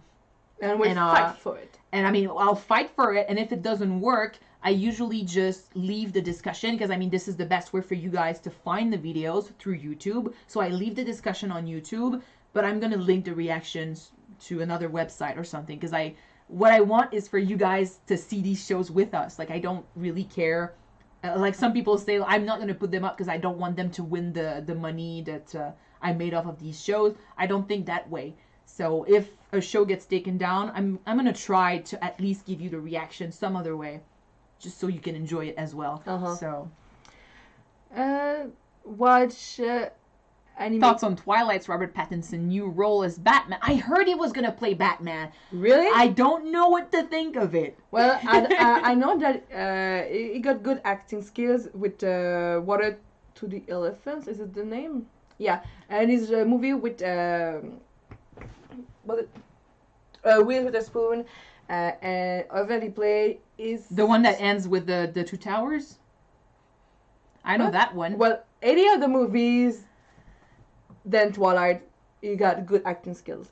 So maybe it's gonna be good. Black Sails, I have season 1 with me actually. We started watching it and then we stopped because whatever reason, but so we don't remember much of what we watched, but this is definitely in our list. Not really seen Black Sails at all. Actually, it was in one of our polls and it did get a few votes, so it might be happening in a few.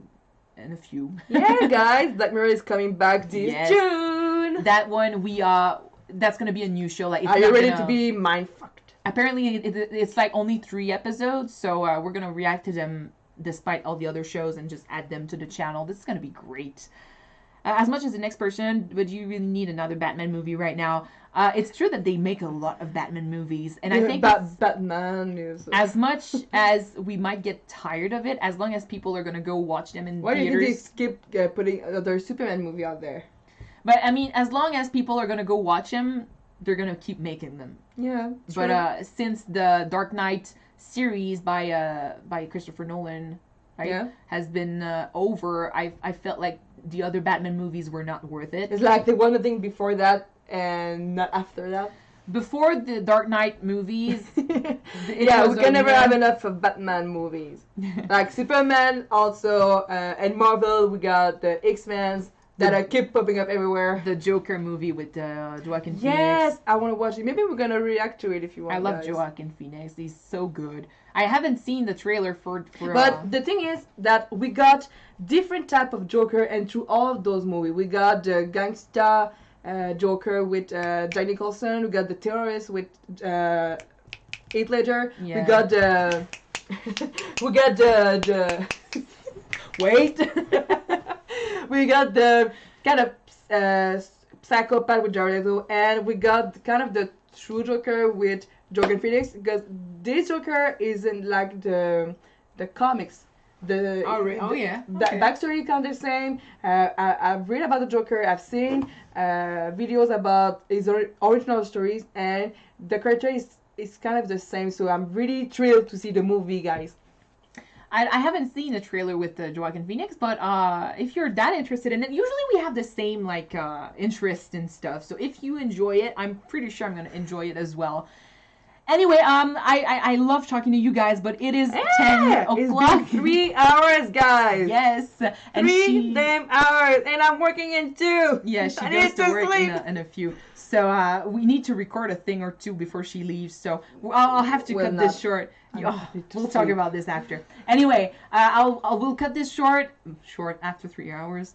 Anyway, thank you guys so much for being with us for Game of Thrones. It's been such a journey. Yes. I know that we didn't react to the previous season, but since season 7 to season 8, it was a nice trip to watch it with you guys. You make us grow as a reactor because we started all with Game of Thrones season 7.